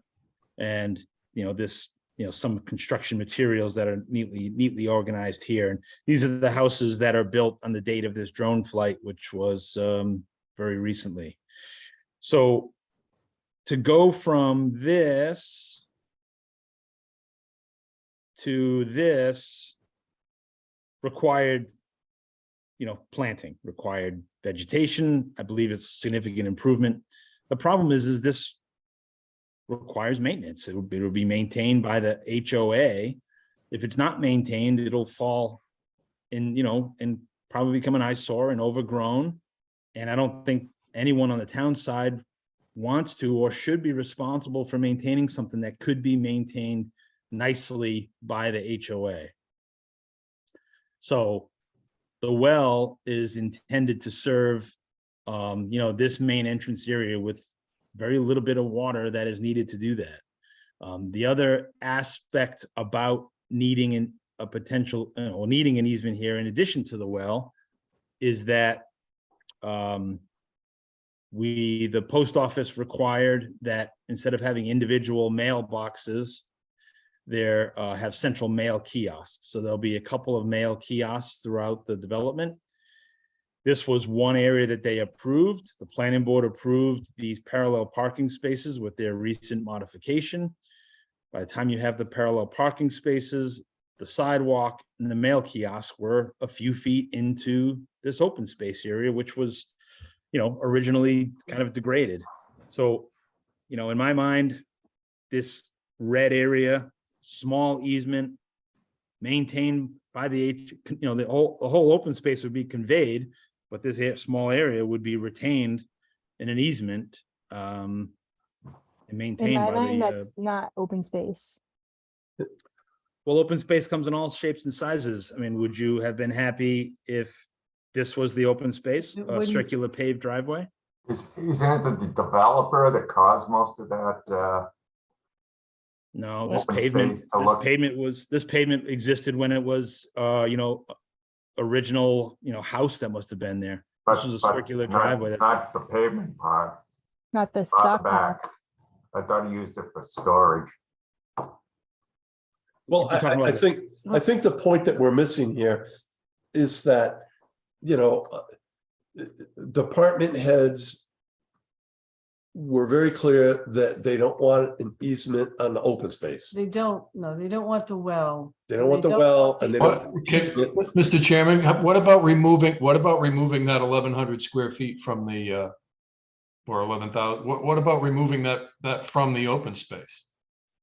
I think that's a great idea. Why don't we just take that out of the open space and make it not open space anymore, make it owned by the HOA? We could do that and try to find And then you they some can- equal Then they land can area. water it, they can put in a well, and they can pay taxes on it. Well, we're gonna have to take this under advisement because now we're gonna have an area that's less than was allowed by permit. So Maybe, we have to- maybe there's someplace else like the back of those 5 lots to pick up some more open space. Oh my God, are we twins today? or perhaps That's an option. if there's intrinsic value to the HOA on this, they can come up with a monetary amount, and that could go into the land acquisition account, which helps with maintenance of open space for other parcels. There are I don't strategies. know. I feel like that's a good place to put a dumpster down the road for the residents to put their trash in. Well, I feel like we're gonna have an easement for that later on. Yeah, that's not gonna happen because there are restrictions written into each of these deeds.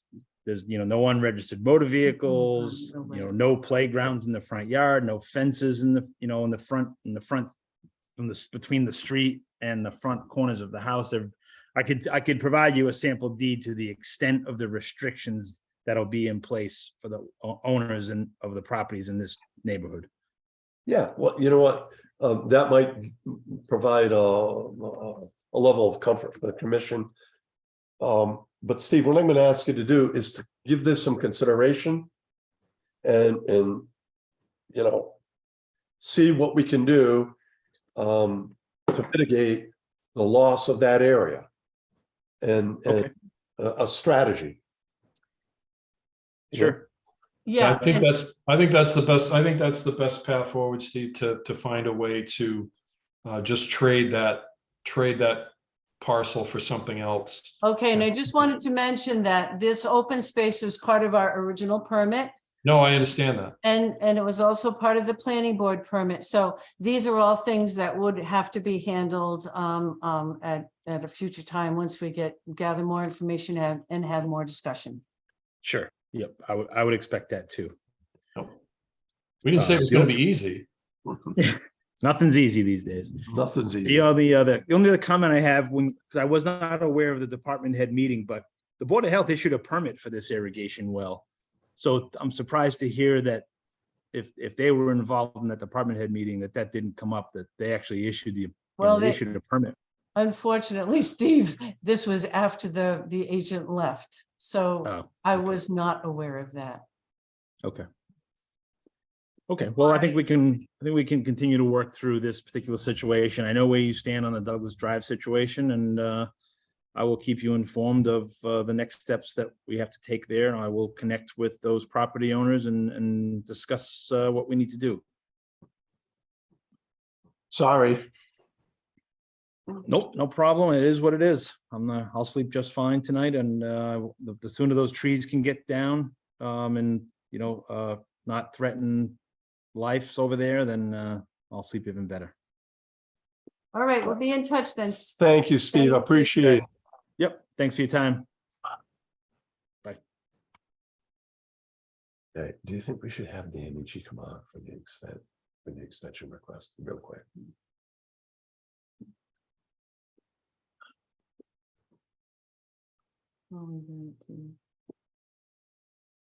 All right,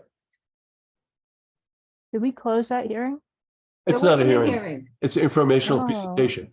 And we have another informational presentation coming up. And what we have, very simply, I know several members of town government are here. DPW is here, and Keith Lincoln is here. I'm going to ask for your forbearance because we're late. We have a request for a certificate of compliance. No, extension.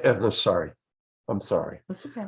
We have an extension request for being presented by Dan Nietzsche. Dan, are you available for a quick conversation? Yes, I am. Thank you. Hello, Okay. Dan, how are you? Hello, folks. Thank you. Thank you for your time. So we're requesting a 3-year extension for the order conditions. No work has commenced.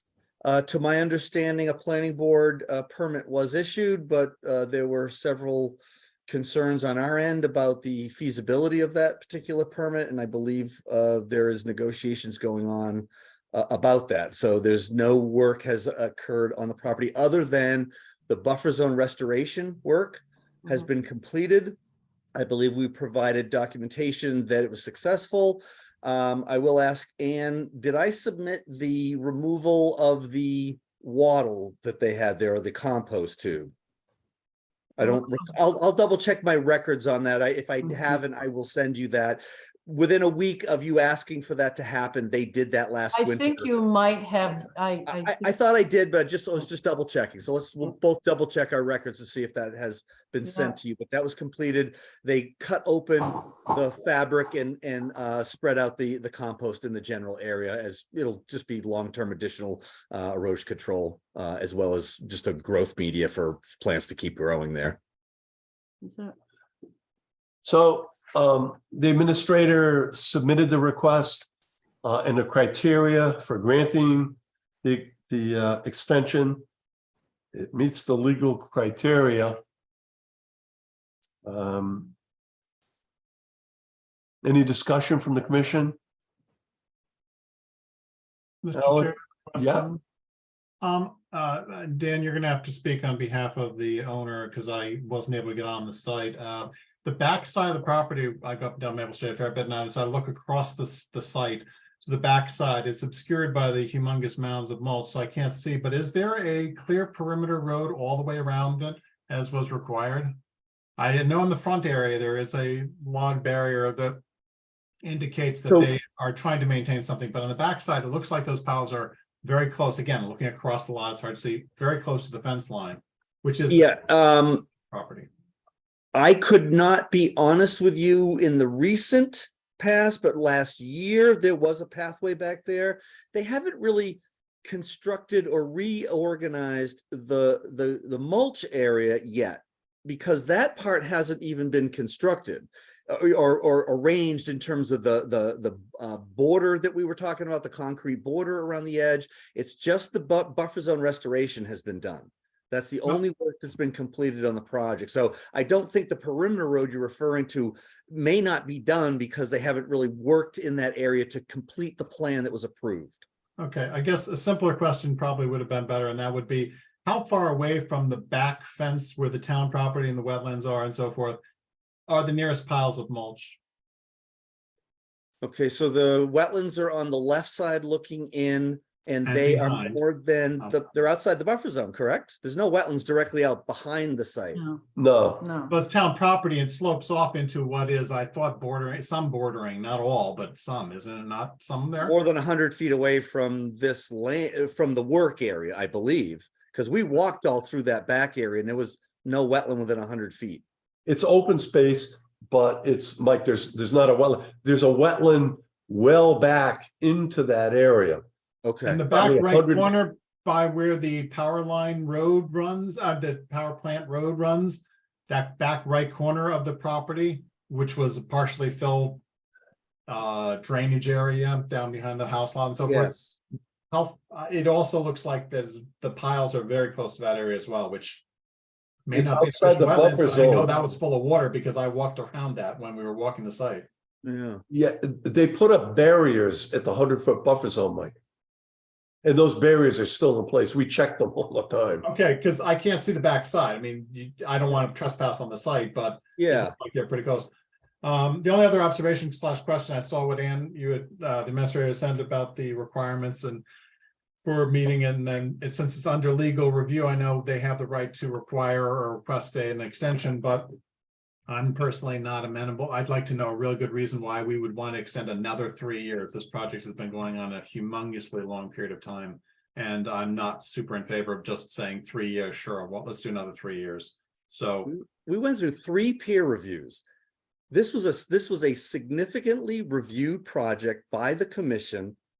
What would you gain by stopping it and then we file another notice of intent with exactly the same information? It doesn't gain anybody anything. Well, let me make a suggestion. Because Mike, what can happen here is, we can extend for any period of time up to 3 years. right. And we have no idea what the result of the litigation is going to be. I've heard that there are negotiations now to kind of settle. So, I mean, what we can do is we can extend it for 2 years or 1 year. And if it's still in litigation, Mike, then, the applicant has the complete right to come back and request another extension. Would that make you more comfortable? A year? Yeah, I don't want to, I wasn't saying that we wouldn't offer any extension. I never said that. I just said, No. why would we offer 3 year? And we've done a number of 3 year extensions on this project, and there have been more than one property owner, correct? Not on this one. No, we haven't this done, no, this is the only. Oh, I mean, on the site, not this particular project, but the site itself has had more than No, one extension, there was an correct? expired order of conditions. The Yeah. original facility never was constructed. Right, that's- Right, but that then is I correct. thought since it became a mulch facility by default, as opposed to a indoor ATV track, whatever, the original application, that we've gone through, I mean, it's been 6-7 years, so it's got to have been at least 2-3 year periods, correct? Here's, you know what, Mike, we can't get the previous order was issued, it expired, the person was doing something that was not permitted, and that's when we issued the enforcement order, and that's when we got them to file the notice of intent. They filed a notice of intent. In what year? We reviewed it, it took a year to review it, Mhm. and that permit was good for 3 years. That's where we are now. So Right. they're So it's requesting another 3 years because it's in litigation. All right, I know. Mr. Chairman, I fully concur with Mike's distaste for extending. But as we faced with with other projects in town, not the cost to us, but the cost and time and effort to start this process all over again, when there are other ongoing issues that, to some extent, the applicant doesn't have much control, doesn't have full control over. I don't think there's, as Dan said, I don't think there's any benefit to not granting some extension. So what would you recommend, Mr. Vice Chair? For an extension period? I'll go 2.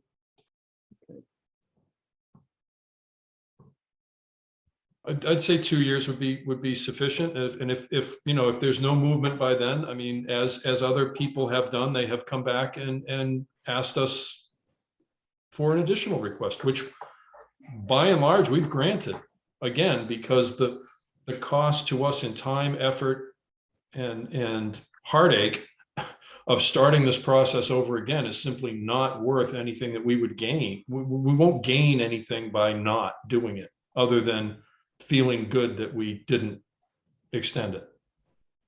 I'd second that. Is that in the form of a motion, Mr. Stanley? I move to extend for 2 years. Second, Any further discussion? All in favor? aye. Opposed? Nay. Michael, okay, Do 1 year. all right. Okay. Also, I'm not sure if you saw it earlier, but Noel had to leave for the night. Oh, no, I didn't know. Yeah. Okay, Okay. Dan, shall I send this to you then? Yes, please. Okay. Thank you very much. Thank you all for your time. Thank you. Thank you. Take care. Have a good evening. You too. okay. Heath, Jesse.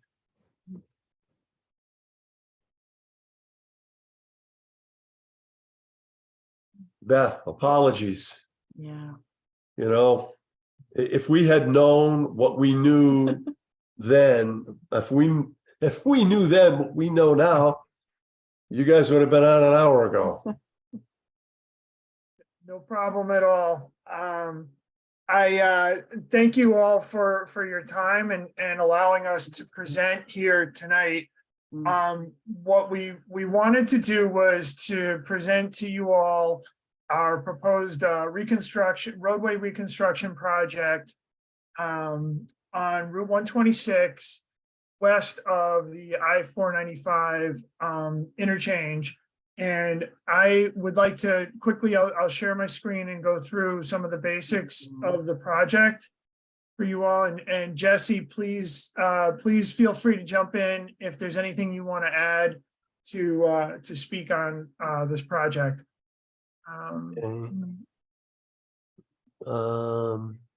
Where?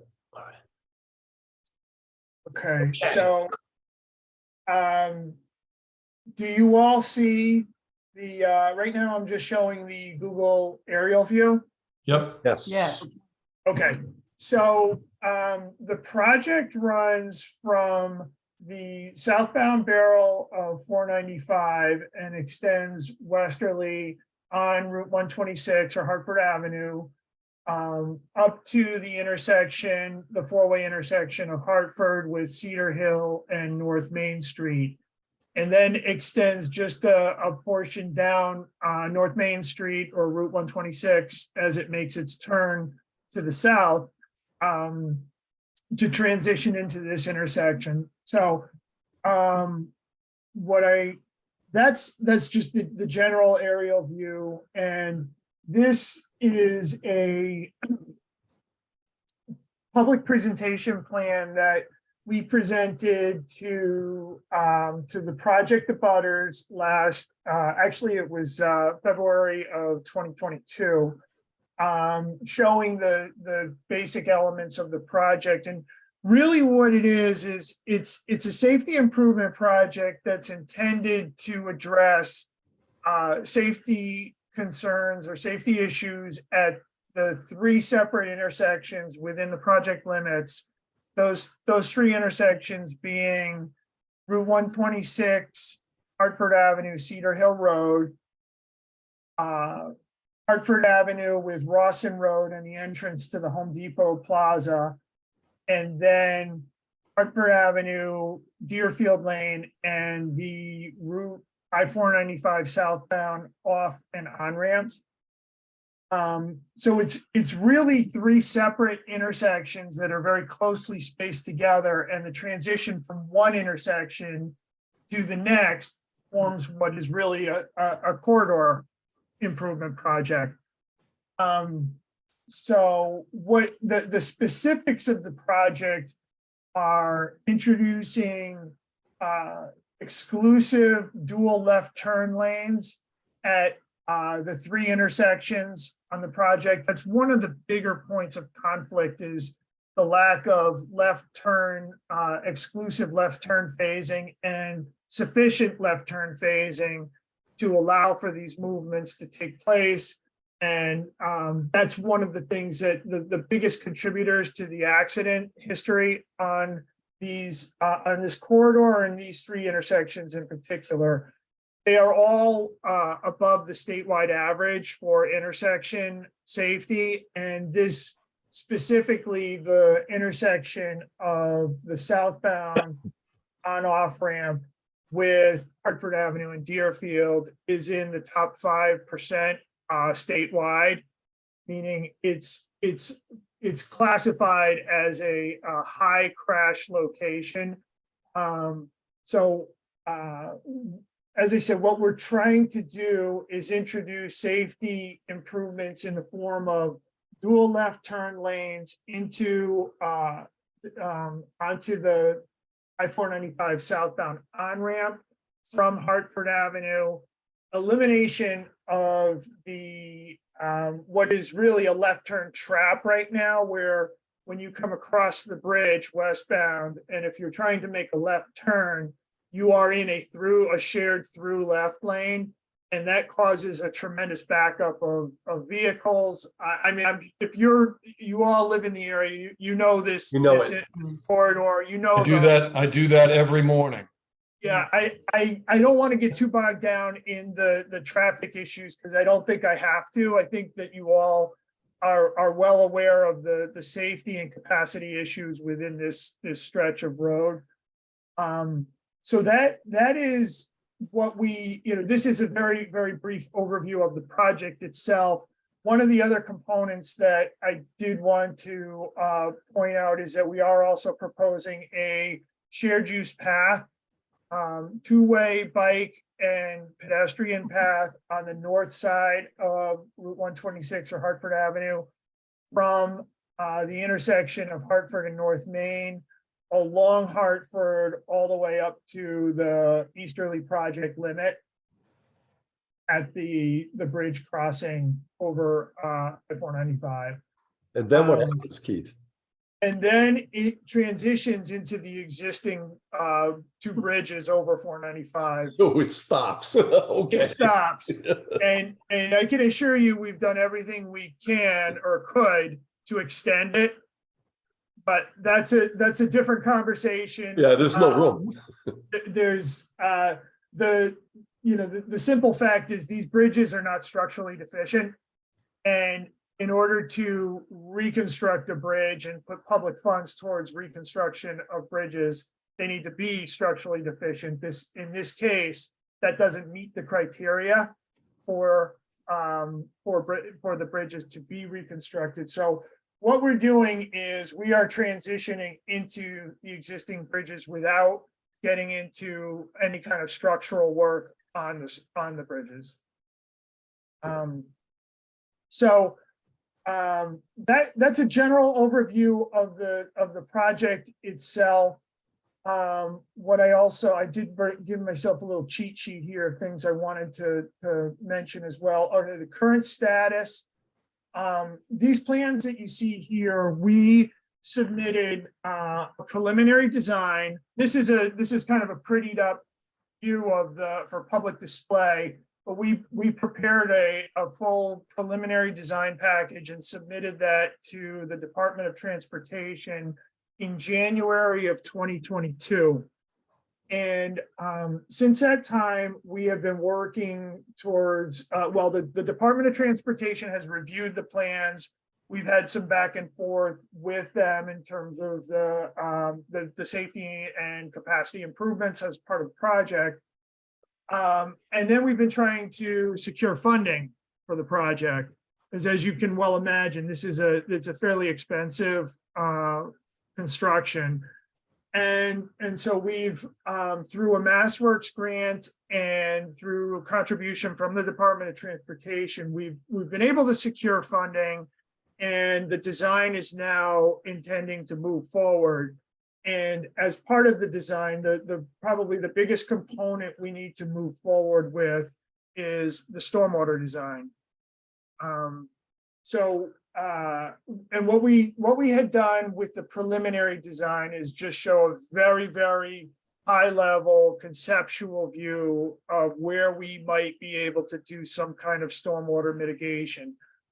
And with the previous DPW director, Don DiMartino, we had worked together on the two locations and specifically what he wanted us to try to do as much as we could to incorporate into this project improvements to the impairment, the phosphorus impairment that we have with being in the Charles River watershed. So what he requested that we do is investigate infiltration in whatever way we can within the project limits at locations where it might make sense. And one of the locations which has promise is at the interchange of 495, the southbound southbound on and off ramps. What we're proposing to do is to shift the ramps to the west so that there's a better alignment with Deerfield. Right now, and I know it's it's difficult to see this on this plan, but the existing ramp for the off ramp is in this area here where my cursor is going. That's the slip ramp to head east on 126. And then the off ramp headed west is where I have it shown right in this little gray corridor here. So what we're proposing is to shift this further to the west, and essentially what that does is that creates more open space where there's currently pavement. And this is open area before you get to the tree line that we would be looking to put in some kind of mitigation, a stormwater basin. Right now, we're looking at an infiltration basin. But we haven't gone any further with it. And that's part of why we wanted to come here in front of you tonight. So that's one location. We have had conversations with the Department of Transportation, and they are amenable to this as well, as this is within the Department of the State Highway. This is inside of State Highway. So there's obviously the Department of Transportation is the property owner. So that is. Yeah, but before we leave that, have you done any preliminary soil work whatsoever? No, that's what we're wanting to get into now. And before we did that, we wanted to come before you.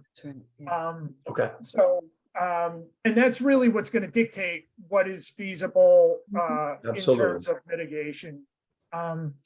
So there's this one location, and then as you all well know, this is a pretty well developed corridor, so there's not a lot of opportunity for mitigation within the commercial section and the residential section on the north side. However, what about the abandoned houses? There is future development planned within those lots, so that is not a possible location at this time. You want to share what that development's gonna be by any chance? They should hurry up. I don't know. I don't know if Jesse, if you know, I don't know. I'm not involved in that. Another gas station. No, Actually, no. No, I think, No. I I think, agree with you. yeah, I don't- yeah, okay. So what we have looked into though, and this was really part of the coordination that Don DiMartino had done with the property owner of this parcel on the corner just behind Larry's Liquors. A potential mitigation area in this triangular section.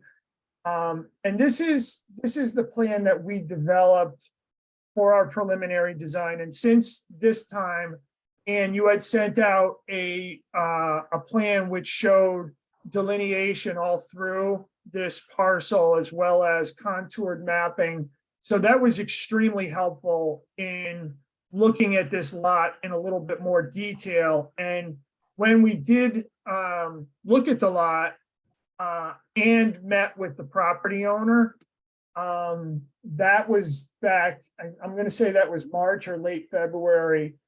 He expressed a preference to put any of our mitigation on the higher side. And to this point, he's been pretty cooperative. He's under no obligation that I know of to do anything with the property, but he seemed to be willing to work with us. And his request though was that we try to focus on the upland portion. And we were looking at possibly some sort of an embedded system potentially where he can retain some of the value of the property and we can still get the mitigation and infiltration that we'd like to get if it's possible. So, My concern with that is that gas station right there. Yep, like, yep. Should maybe be farther down or something that's like a closed system until it gets to a certain point. Right. It's a very good concern, and they do have monitoring wells on the property, and we are gonna obviously take that into consideration, what kind of results that have been obtained from the wells. The owner does get consistent reports from the wells, and we, that would be part of the analysis and the design for sure. Yeah, I think they're online. I can probably send out an email. if you want.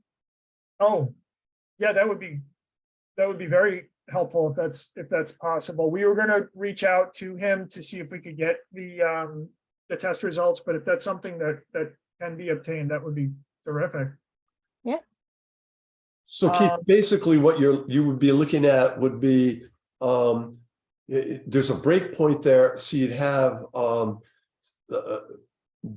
catch basins and piping with the necessary manholes, and then conveyance to 2 basins for that catchment area. Is that right? That's right.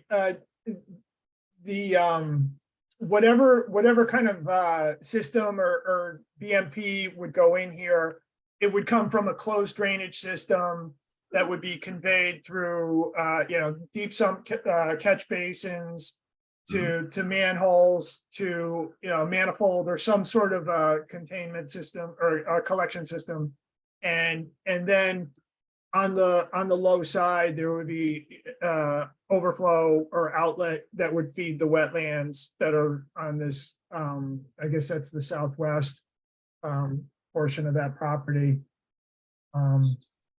So consistent with the stormwater management protocols, you got to be 50 feet away from the resource area with the basin. So I mean, that's another constraint, but excuse me, I'm all choked up. Okay, but that's all part of your upcoming design. Right. So, and that's where we're going right now. So what we'd like to do at this point in time is go out and do our test pits. at those two locations. And then try to gather that, use that information we obtained from the test pits to make a best, to come up with the best design for those two locations and see what it is we can do, what the owner would be amenable to. As I said, that is private property that would have to go on into an easement that the town would then hold for maintenance purposes to maintain in perpetuity the whatever system that we can put in. So there's a lot of work ahead of us, obviously, and we're really just getting started with this, and wanted to again make you aware of the project and what it is we were planning to do. And so at this point in time, we've got a program in place where we were going to do 5 separate test pits on this property on the corner behind Larry's, and then 3 test pits at the what we're calling an infiltration, but at the mitigation area on at the southbound off ramp. So that's where we are. And once we've got enough of this information, then we can actually get into the full design of the closed drainage system and preparation of a design of the BMPs and a formal submission of a notice of intent with stormwater management report in accordance with the stormwater guidelines. Keith, where's the stormwater going now for the most part? It is a Feeding down, closed is it system. feeding down into that section in between the ramps? There's one location on just let's see, it's north of Hartford. It's just to the west of the southbound. There's one discharge point. It's just a direct discharge. There's no treatment. Yeah, there is no treatment Right. within the project limits. And then there's a good portion, actually, I should go to this plan here. A good portion which discharges down the ramp system and outlets at the at 495. And then there's it ties into the brook that crosses under. Springbrook. Yeah, Springbrook. Yep. Yep. That's Okay. right. And then the remaining portion drains towards either down 126 or out towards this parcel behind Larry's. There's another. Where it's pretty much a direct discharge into that stream. That's right. Yep. Okay. Yeah. Those are the 3 primary, and you're pretty much at a high point in the midpoint of the project at the crossroads intersection. Okay, thank you. Sure. So even though we're going to be increasing the amount of impervious material surfaces, we're going to be actually treating what's there now plus the additional surfaces. And so that helps us with the MS4. And the infiltration will help with the phosphorus removal with the preliminary program with the Charles River pollution protocol. So, having the soil testing will be absolutely critical to the design of your system. So Without a doubt. We look forward to seeing the results. Right. So that's really where we stand right now. We're looking at possibly a 75% design submission, which would be combined with the notice of intent application and stormwater report, probably in late summer, early fall, something like that. That's what we're thinking is our time frame. But we'd like to get out and do the test pits as soon as possible, because that really is our critical path at this point. We've been able to advance the traffic engineering portion. And that's moved along pretty well. So it's really the drainage and stormwater design that needs to be resolved. And at the same time, the town's working through right-of-way requirements to finalize that portion of the project and utility relocations. So there's a lot of moving parts, but the big one is stormwater right now.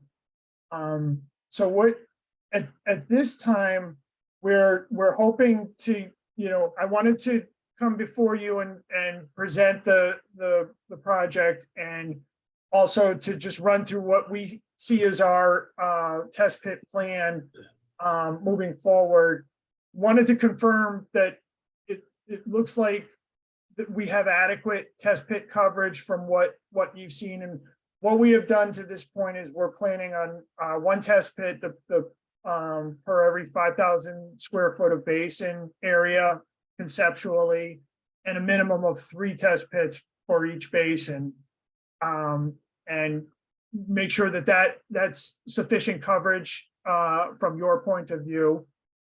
And if so, then the next step would be to go out and do those test pits. Do you have any requirements of us before we get started? I'm looking at the plan that you gave to Ann right now. I've already taken a peek at it. I think that obviously the 5 test pits that you're proposing there that are up gradient from the resource area are going to give you a much greater separation to groundwater. If the original test pits you had, the original 2, 3, and 4 were very proximate to the resource areas. So my guess would be, historically, you probably wouldn't have more than 24 inches of separation to groundwater, but upgrading, you're probably going to have excellent separation to groundwater. So I think that you've got it covered. The 5 pits there, I think, will be sufficient. Because we don't know the extent of the basin exactly. I mean, we know you got to be 50 feet away from the resource area. So you've got them clustered in the area exactly. And on the other side, it'll be very curious. I'm very curious to see what's there. I mean, it's probably fill. It's a little higher than the wetlands, some of which were created by years and years and years of stormwater runoff from impervious material. But yeah, right in that area there. This is basically where it would be, right? Yeah, so you're going to be doing your test pits just to the right of those white cars. That's right. Yep. Okay. And Yeah, I'm that's sure- probably mostly fill. Yeah, it's probably fill, Yeah. but it's probably gravel. Yeah, it's Yeah, sometimes out of the lot behind it. these tend to be boneyards when you start digging them up, but we'll see what's there. Exactly. Yeah. So no, I think the plan's good. I think that it's necessary information. We look forward to seeing it in terms of there might be some work in the buffer zone, but it's required for the project that you're proposing. And so it's certainly a routine type of activity that's permittable by the commission. So I think you're good to go. Okay. Excellent. Do you want to witness them? Well, it depends on when you're doing them. Yeah. Okay. I mean, we'll obviously keep you informed of when they're planned. Appreciate that. And if you can make it, we'll welcome you to be out there if you're able. Yeah. I would like that. I know on a couple of occasions I've gone out and the soil evaluators are telling me that redoxomorphic features really don't tell them that much. I don't like to hear that. I don't like to hear that. So yeah, if it's possible, I'd like to take a peek. But Okay, good. if not, Yeah, just let us. just let us know. Yeah. Okay. And are there any requirements at the conclusion for I mean, we would more or less just be backfilling the hole. Is there any other specific requirements? I mean, you're not working within a 50 feet, so No, I think it'll be fine. Backfill the holes. We'll be good. Okay, okay, good. And then the schedule moving forward, as I said, following the test pits, then we'll really get into the nitty gritty of our design. And I was just wondering, do you want to have a follow-up informational meeting after we have our it feels like it would be helpful to get your input after we can see what we've got for soil tests. And we can come to you with a conceptual plan with a little bit more education and solicit some feedback if that would be helpful. Yeah, Keith, we'll work with you on that. Okay, That's great, yeah. okay. It's a big project. It is.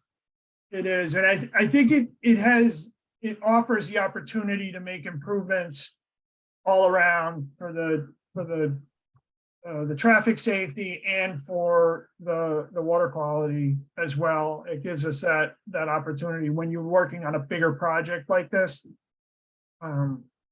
So that's all I have. Wonderful. All right. Any other questions or comments from the commission? Mr. Chair, quick question. How much behind the mobile station? That's a fairly large triangular area that potentially is going to be cleared. Do you have any idea how many square feet? It's pretty well forested right now, it looks like, on Google Earth. Yeah, that's right. Timing wise, I kind of wish we could have gotten in there before Leaf fall? the everything got foliated, but what I'm envisioning we would try to do, because it's really thick in here, that we would try to access from this. Actually, why don't I go back to the street view? That we're gonna have to do a little bit of reconnaissance out there, but if we could get in, you can't really see it, but behind Larry's and make our way up through as it gives us at least a little bit more of a starting point to get in. It's a little more open back here, and then once we're in, then it just would be a matter of going, from one station to the next. So we're really hoping to do this without having to clear a whole swath so much as just getting from one spot to the next. But ultimately, when you have the detention basin designed, obviously it depends on soils and a whole lot of other factors you can't answer, but was that area in blue that you had for the overall original presentation map?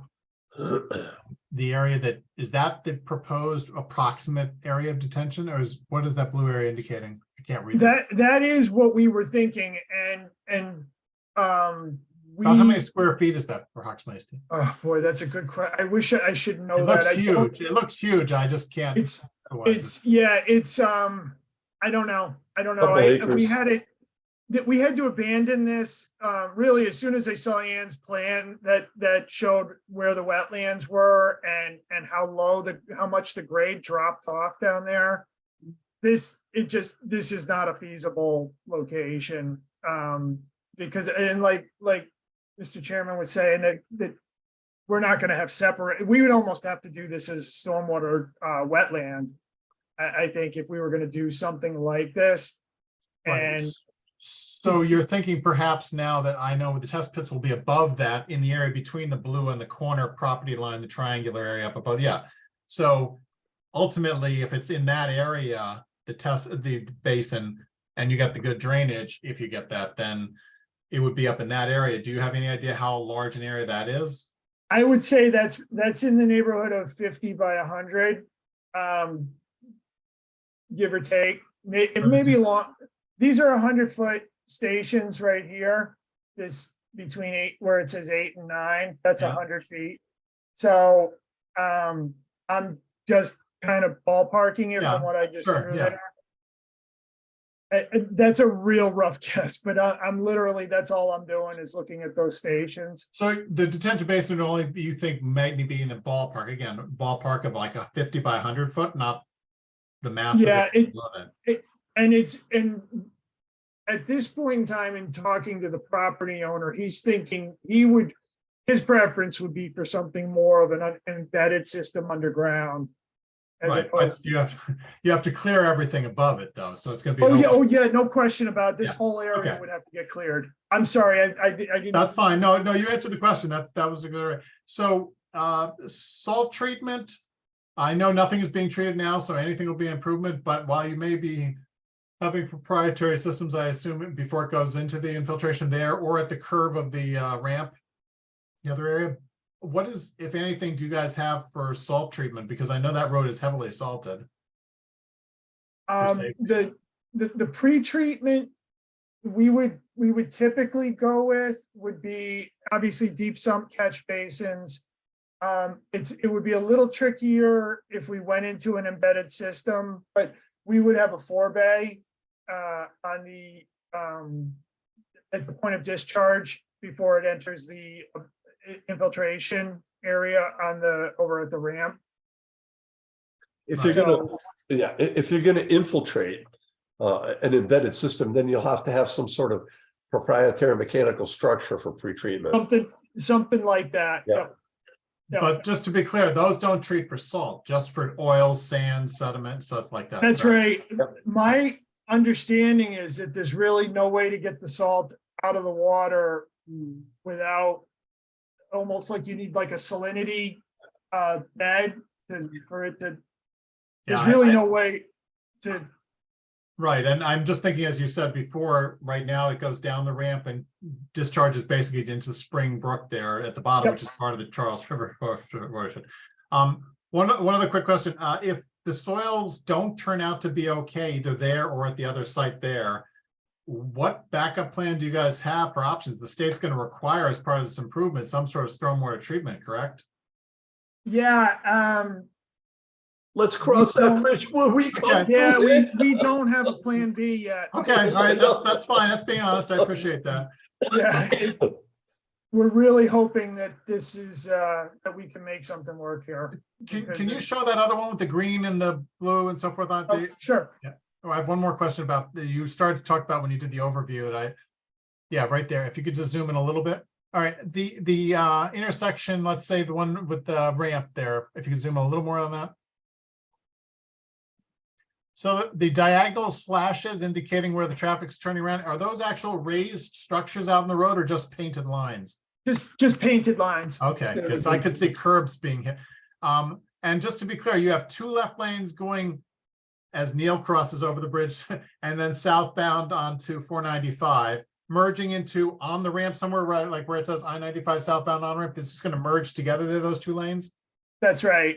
That's right. Magically. Oh, good. They Good merge luck with into a that. single. That's what they do at Franklin right now. Yeah, exactly. And I've almost gotten nailed on that ramp that they have now merging by people. Okay, then if you could go to your left a little bit more, Keith, real quickly, please. So you have two lefts, which is now right now one into Home Depot. There's now proposed two, as well as two going by it, correct? Correct. Yep. And those are dedicated left turns, correct? These two are dedicated lefts. Yep. Was that Yep. based on a traffic study which indicated there's a problem with the backing up right there going left into Hartford Ave? Because I've gone thousands of times on this road, and although occasionally there's a little bit of a backup, there isn't that much going in right now. And my thought is the only reason they're having two left lanes instead of one now is because they plan on this development down behind Home Depot. Yeah, it's a combination of what's out there now and future development Okay. that would necessitate the second. the Okay, dual I left. appreciate that. And one last thing, if you go one more to the next intersection, I just one more clarification, make sure I'm right on this. So we now have two also going left past Dunkin' Donuts down 126, merging right in front of Larry's into one lane, correct? Yep, that's right. Okay, with the traffic coming in and out of Home Depot, Dunkin' Donuts, Larry's and the mobile. Okay, just wanted to make sure I can envision that. That's an area that will be, again, fun. Good luck with that. But I just want to make sure I was two to one. Okay, 2 to 1. All right, great. Thank you. Yep. And yeah, it's a lot of, we're doing the best we can with the constraints we've got. I understand your concerns about some of those merge points. I'd just be great if people would actually drive nicely and be polite and so forth, but we know that's not going to happen in Massachusetts. Yeah, Yeah. unfortunately. All right, It's gonna Any other turn into a questions? grudge, it's gonna turn into a grudge match on every one of those merges. Oh, yeah. It'll be interesting to see if the accident That's the way it level goes works. down or up because of that factor, merge factor. We'll see. We'll see what emerges. all right, Okay, I think that's it. Right, Thank thank you good. very much. Appreciate the presentation. thank you. And thank you all for your time and we'll be back in touch after we've done our testing. And we'll be contacting you beforehand to let you know of the schedule of the testing. That'd be great, Keith. We appreciate it. Okay, excellent, excellent. Thank you. Have a good night, everybody. Thanks, you too. Thank you. Thanks.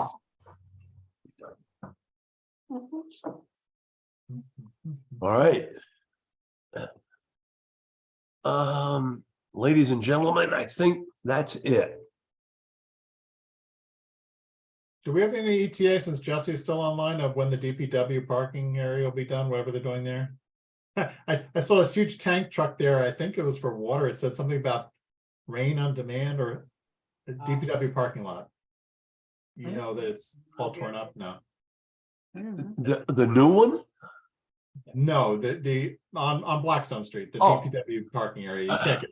They're doing, I don't know, replacing the oil tank, the gas tank underground or whatever, just repaving, whatever, but I was curious as to whether that was. Yeah, can you hear me okay, Michael? Yes. Yep, okay. So we ran into a little bit of an issue over there. They're sampling for contamination right now. They did get a hit in the area. They want to see how extensive that actually leaked into the ground. Once we get results back, we're anticipating them by the end of this week. We'll have a better sense at how far along, how far back we're going to have to actually excavate. So at this point, it really depends on where the results come back in. Was that for a new oil tank? I mean, new gas tank, Jess? Yep. So we're removing the existing and we're going to be replacing it with an above ground setup. Yes. Yeah, Yeah. above ground. Okay, cool. All right, cool. Thank you. Just curious. Mr. Chairman, I'd like to make a motion to adjourn. Oh, yeah. Oh. Second. All right, all in favor? Aye. Okay, by unanimous vote, thank you for your attendance. Thank you for your participation. And thank you for coming in to sign. 9:30 work tomorrow, Ann? I know she's in the background there. Oh, tomorrow? Thursday. Yeah, you can come in tomorrow. That'd be great. Okay, Okay. I'll see you around 9:30, I think. Thanks. Okay, sounds good. Yeah. Thank you. Okay, thanks, everybody. Night. All right, Bye. good All right. evening. I just want to say real quick, ooh, this gas station, yikes. That's it. I missed that.